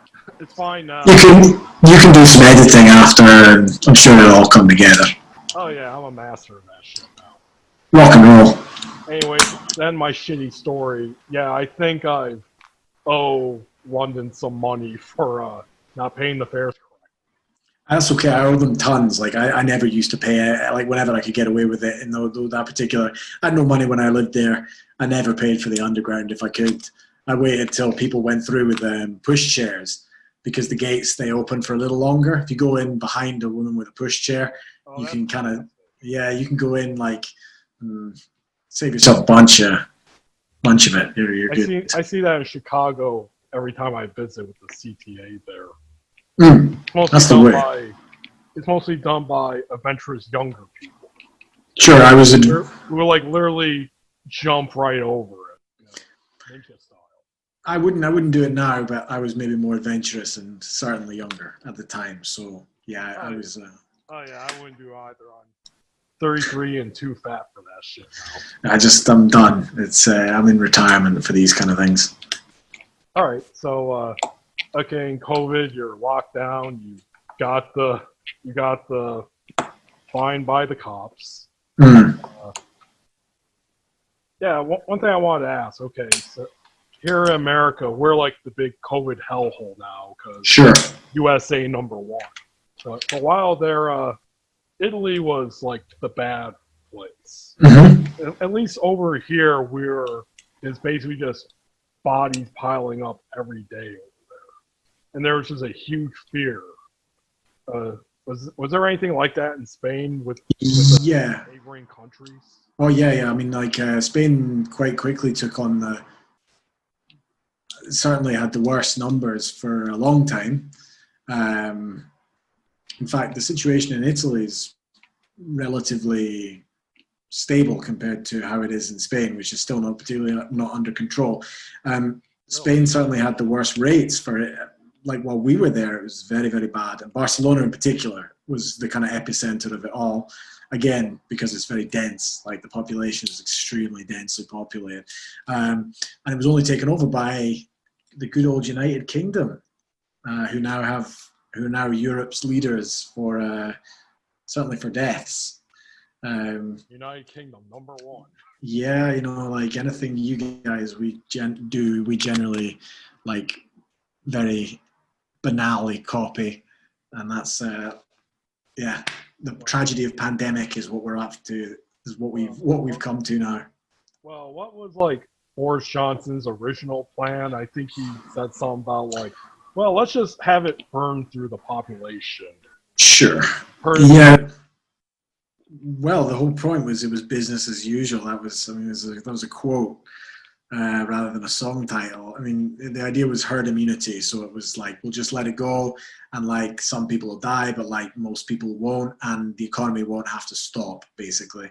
So everyone can continue working, and like some people will be really sick, but like they'll probably be old and useless anyway, so it'll be okay, and our like great economy will plow through, and we can like steal a march on everyone else because they've all stopped, and it's probably not going to affect us anyway because it's only in Europe. And then it was like, whoa. What's the saying? Have a stiff upper lip or some shit. Yeah, there's loads of that. Stiff upper lip. This kind of awful British attitude of like keep calm and like just carry on regardless of whatever. And like people in this country need to just grow up and realize that idea of like fighting the actual Nazis and maintaining a world empire is over, and we've moved on to another chapter of like our existence. Oh yeah, I think recently Barbados decided to become a republic. Yeah, The head of it. Great. Like this is a wonderful thing. Like absolutely. I mean, it should have happened ages ago, like it's absurd that there's a queen at all, let alone that like she actually has some power. It sort of beggars belief in situations like the current one that we find ourselves in. There is, anyone even pays heed to this kind of the idea that there is a monarchy, Oh God, Doug Stanhope again has a great bit about that when he did a live special in Norway, I think. He was really hammered too because he considers it his worst special. He has a thing about that. He's like, you guys have Oslo is burning, Bridge to Nowhere is the special. He's like, you guys still have kings. Like, what is this Dungeons and Dragons bullshit you've got going on? No, he's like Doug Stanhope is the voice of our time sometimes. Like he's straight up, he's got it absolutely spot on. But look, we've got a royal family that are currently like absconding basically a known pedophile from justice just because he's the son of a king. He's a prince, So like, this is what we've got. This is what we've come to, like this is, and it beggars belief. These ancient reptilian families, they just keep on going. They keep on going. And it's like, I get like that they're in power because obviously they're not going to, they've got a great deal. Like, oh yeah. But like the like sycophants and this kind of desire to either emulate or get a piece of this, which results in them being actually really widely liked, is the part I just do not understand, like in a modern world. Like, Well, we have something similar in America, even though it's kind of gone to the wayside at the moment about getting people and families as presidents. Like we have the Kennedys, have the Bushes. Sure. Hell, even now with Trump's. Yeah. Dynasties. That's a nice troll showing like Ivanka Trump as the next president, Barron Trump being the president in 2040. Yeah, like this is the thing. It's like it's like this kind of dynasty thing. I don't know what to blame it on. Series maybe, but like it's absurd in the modern world, I think. Yeah. How about Scotland? How has that reacted to COVID? Well, at the start, very badly because they basically did the same thing as the UK. So we did the same, and the same thing happened here. With a very like, obviously there's less people here, but like there was still we suffered and sort of proportionally the same as the rest of the UK. Since then, they've imposed their own powers, which are different to the powers in England and Wales anyway. So the rest of the UK, and they. Actually, our First Minister, a lady called Nicola Sturgeon, has been doing, I think, a very good job of not towing the line of UK government and doing her own thing, like implementing her own tasks. And we actually, before this like little second pandemic has hit again, the second spike in the graph, we were doing quite well. We were going for certainly weeks with no case, almost a week with no cases to very few for a very long period of time. They opened it up, Scotland, before England, so you could go to the pub, you can go to a bar again. But since that has kind of started, they opened the schools. She got the schools open, which I think was like a miracle. We started opening up our schools too. It's been an absolute disaster. And it's like chaos, especially with the universities. Sure, because you try telling if we're an undergrad that they're not allowed to do anything apart from study, and then suddenly things become complicated. But Scotland's done, I think, in the whole, apart from the beginning, when we did our own thing, or certainly tried to have a semblance of sense. Then we've been doing quite well. The numbers were good for a while, and they're not so good at the moment. But it's nothing like as bad as what it is in England. All right, I guess to wrap up this section, I'll ask you my second favorite question from the COVID series I did. What do you think the world's gonna be like once this pandemic is quote unquote over? What will a post-COVID world look like? It's pretty hard to all aspects of it, to kind of address all the aspects of it. So what I think is amazing, I think, is the idea of work, is what that is interesting me to know. Interests me so much in that everyone is from one day to another has completely changed their idea of how you work, and people have been given this kind of liberty to work from home, or a lot of people have been given this liberty to kind of work from home, whereas another larger section of the community has been just shoved out on the front line. And this roughly follows class patterns basically, and financial patterns. People that can work from home, people that can't are just this sort of thrown to the lions basically. And that was where that song "Business as Usual" came from. Actually, that was referenced in there. This idea that suddenly, we're rightfully reverential of doctors and nurses, but haven't really thought about people working in supermarkets, watching people fucking gouge each other's eyes out over toilet roll.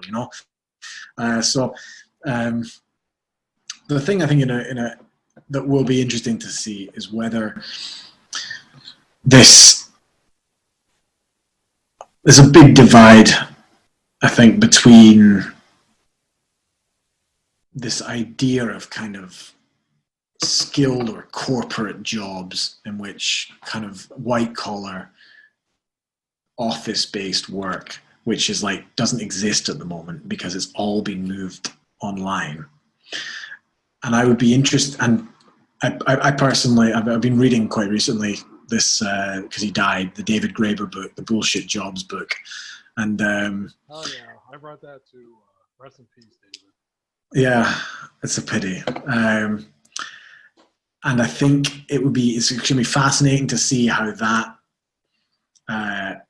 that world kind of like recalibrates itself, because this kind of world of like unending evil, kind of banking, corporate jobs, any of these kind of like soulless positions that nobody really understands what they do, but in a lot of cases have this kind of negative impact on society.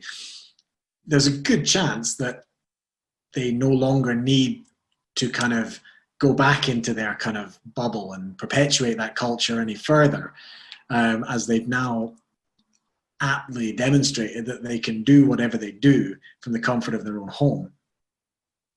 The UK government's really keen on getting people back into the offices, like really love to get people back into the offices. And I can't see how this is any other reason apart from to, perpetuate this like kind of, untouchable culture of dominance. That sounds very familiar.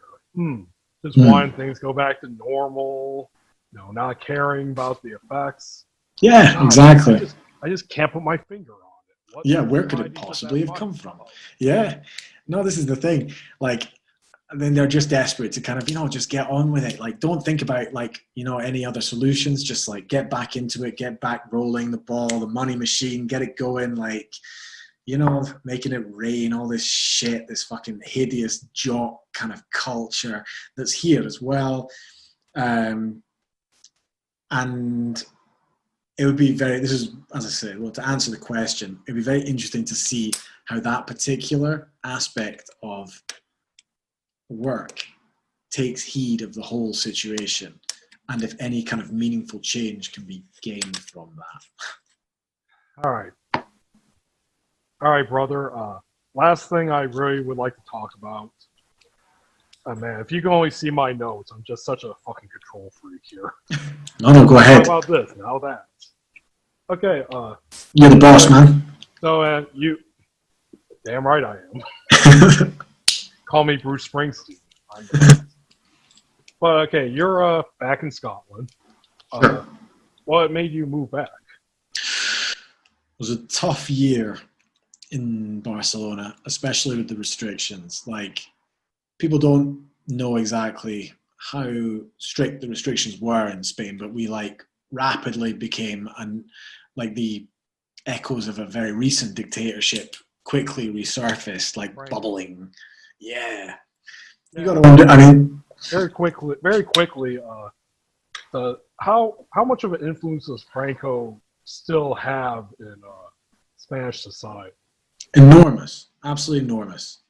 So, really? I mean, you got to understand one thing, which is, the regime was never overthrown.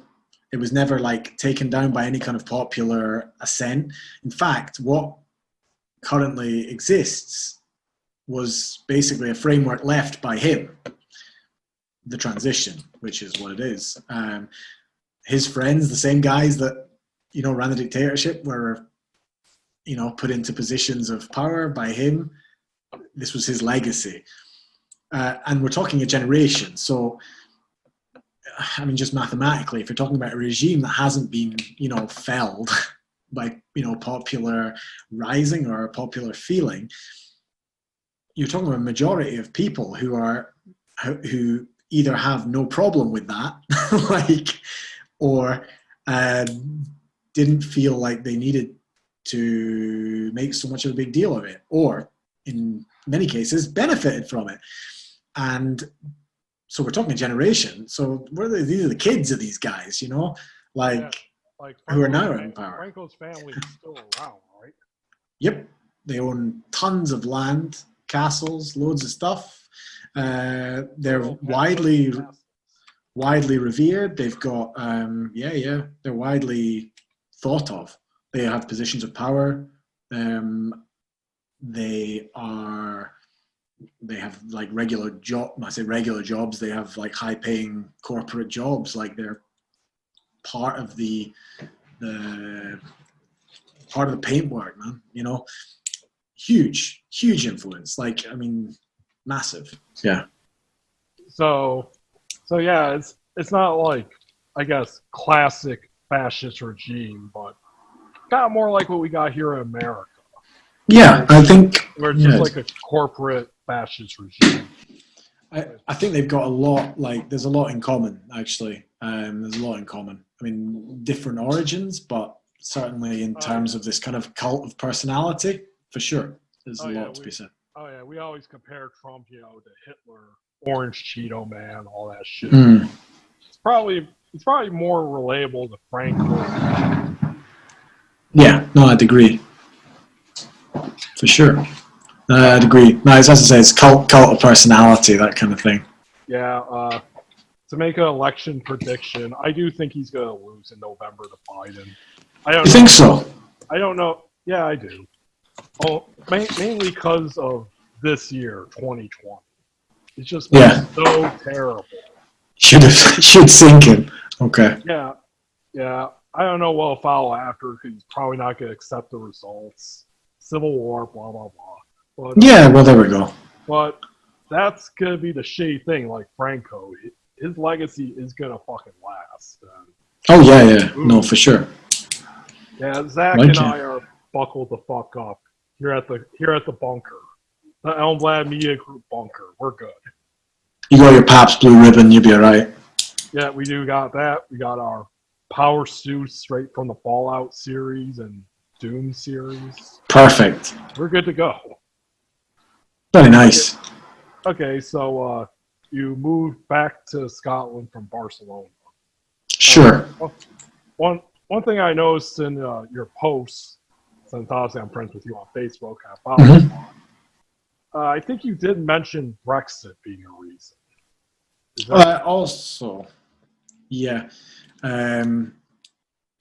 Certainly, well, in the particular situation that we were in, we had to come back to sort out some paperwork, basically, if we were ever going to be in the UK for any sense of, length of time before December, which in theory is going to be the time when they... So I guess explain that, like, from, again, my American perspective. It seems like anyone in the UK, not just England, but Scotland, Ireland, etc., were basically kind of booted out of the mainland Europe there due to Brexit. Sure. Well, or told, you have this many days to leave. No, there was never any days kind of, obviously new restrictions have come in for people who are living in Europe, like maybe they have to get a visa, maybe they have to sort out their particular papers as their old papers are no longer relevant, basically. This is what's happening in Spain at the moment. I can't speak for other countries because I don't know what they're doing, but if you want to move to Spain now as a UK citizen, you can. However, you're faced with more issues than you would be before, mainly to do with, to get your papers to work. It used to be a question of just going to a place and getting them because you're a citizen, it doesn't matter. Now you're going to have to apply for them. You're going to have a job, set up waiting for you. You're not guaranteed healthcare any longer, so you're going to have to get insurance and this kind of thing. All the institutions that formerly were universal, that you took for granted. Yeah, well, they were just available, they are now no longer there. So, I suppose now it would be the same as, say, if you're an American, you want to go and work in Europe. You'd need to do the paperwork for whatever country. You'd have to sort out your insurance, Yeah, I kind of know a little bit about that because I am a huge fan of Canada. And I actually would like to move there, particularly Toronto. Love that Sure. city. But every time I go on there, look at their guidelines, it's pretty tough. Yeah, moving place is not easy. Especially in the job area, since I don't have a defined skill. I have a bachelor's degree, but it's in arts.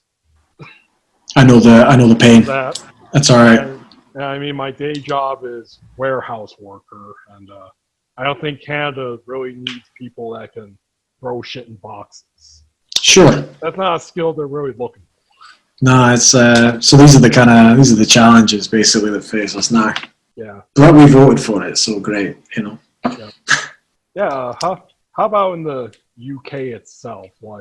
How has it affected Scotland and Ireland? Brexit. Well, certainly Northern Ireland as part of the UK. Yeah, that's a fun situation. It's again worthy of a series of podcasts. In Scotland, the simple situation is that like an overwhelming majority of people voted against it, but because of the fact that more people live in England and England has more democratic power of that, just due to the numbers. Yeah, exactly. We're kind of in for the ride no matter what. In Northern Ireland, again, to make an incredibly complicated story slightly shorter in a soundbite, the problem is Northern Ireland has the only border, like the only land border with any part of Europe, which is with the Republic of Ireland. This border was is a soft border. You can go from one side to the other, do whatever you want, play a game of football across it. Like, it makes no difference. Since the Good Friday Agreement, which ended the armed terrorist, the armed conflict with the IRA, the terrorist group. IRA for life, bro. So there you go. And there's the idea that if they can't agree on a deal with Europe, that border will no longer be free to pass. It will have to be blocked again, and which could lead to tensions in the zone. Yeah, that was one of the first reactions when I was hearing about Brexit, mostly through NPR, our national public radio. Sure. Was basically Irish citizens being like, hey, wait, what the fuck? We didn't vote for this. Now we're getting fucked over because of your shady trade dealings. Yeah, it's a relic of the old British Empire, basically, and that's what's happened. Huh. Yeah. Joys. The joys. What a wonderful world, huh? I think that sums it up, basically. What a wonderful world. All right, how about today, right now? What have you been up to since you came back? Recording and been putting down some new tracks, and hopefully soonish we'll be recording album number 2, which will be a sort of politically themed one. So trying to capture the kind of moment of the feeling of the moment anyway. The same kind of idea, storytelling songs, focusing on certain aspects, people's reactions to the way certain things are, and putting that into an album this time. Huh. All right, brother. That's all I wanted to ask, man. Is there anything else you'd like to say? No, I mean, keep an eye out if you're... the new music should be coming out at the moment. In terms of Talking Soup, we're ticking over. So if anyone's been particularly stories about work or anything like that, would like to get in touch, just send us an email, and I'll have a look. I'll send it to our detailed editing team for a rundown. All right, and how can people reach you? Like official website? Sure. Media? So you can find me on louisrive.com, LOUISRIVE.com, or at Louis Rive Music. That's the hashtag, no, the handle. So at Louis Rive Music gets you all your musical needs across all platforms. So that's Facebook, Instagram, Twitter also. Yep, I got Twitter too. Yeah, I think I followed you recently. I don't use it so much, but I'm getting more into it. And for writing... Yeah, I'm getting more into it since, I keep getting fucking banned from Facebook. Yeah, I think Twitter might be your game, man. I think might be your game. Go from one shitter to another. I get into lots of little arguments with hilarious right-wing nationalists in the UK. So I'm sure you can find plenty of them in America. So go for it. This is good fun. we can team up. Like, I'm happy to try. Yeah. Mm. I mean, not to humble brag here, but our right-wing nationalist fascists, ooh, I don't think your Tommy Robinsons can stand up to us. No. Like, you're the Premier League, man. Like, straight up.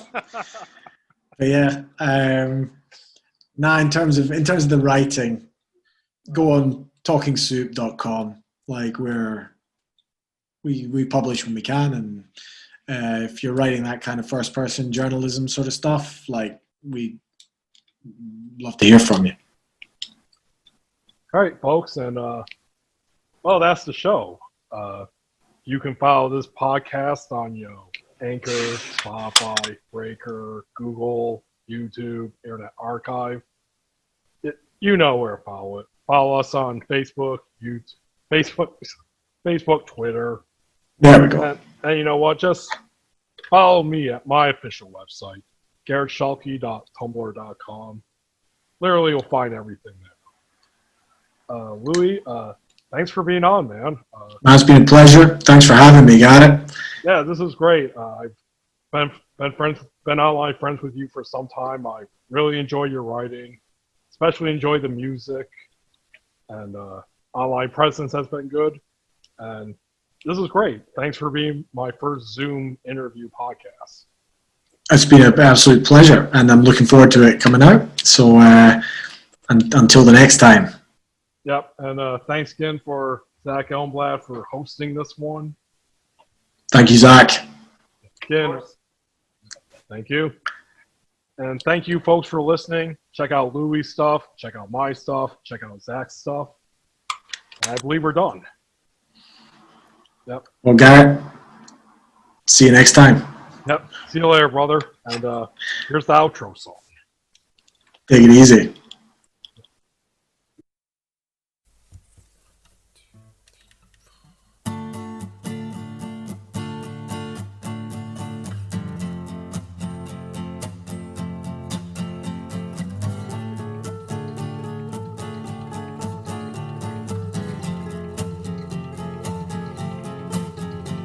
Did you leave your will and testament to a bona fide murderer by trade?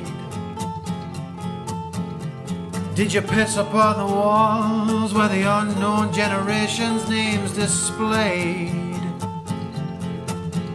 Did you wave your flag up high in reverence to the sacrifice they made? Did you forgive the whole establishment as the memories of misdeeds start to fade? Whitewashing with a touch of blue and red. Whitewashing the gloriously dead. Whitewashing Winston Churchill on the BBC. And this is your finest hour, the sour taste and nationalistic potpourri. The words of those in power, flying in the face of common sense. Cowardly decisiveness, the bloody-handed sitting on the fence. But your only civil liberties are written down and stored in pounds and pence. And the price of your well-being doesn't merit the additional expense. Whitewashing, cry havoc and release the dogs of war. Whitewashing, please sir, may I have some more? Whitewashing, daytime TV featuring the Queen. And what does she have to say about the highs and the lows and everything in between?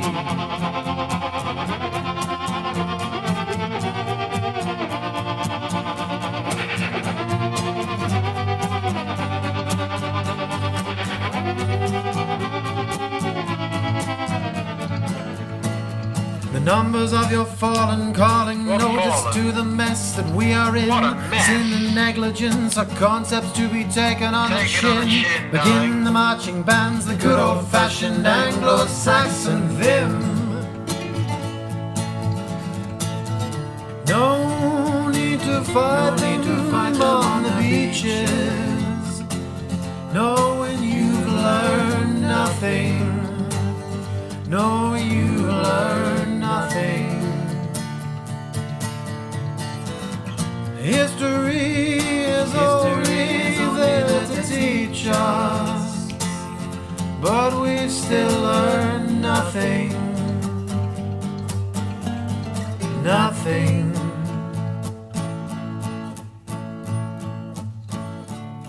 Whitewashing, hanging out the bunting in the rain.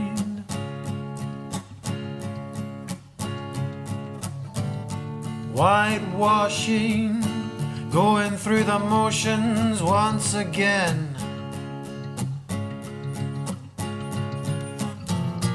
Whitewashing, vomiting the old red, white and blue.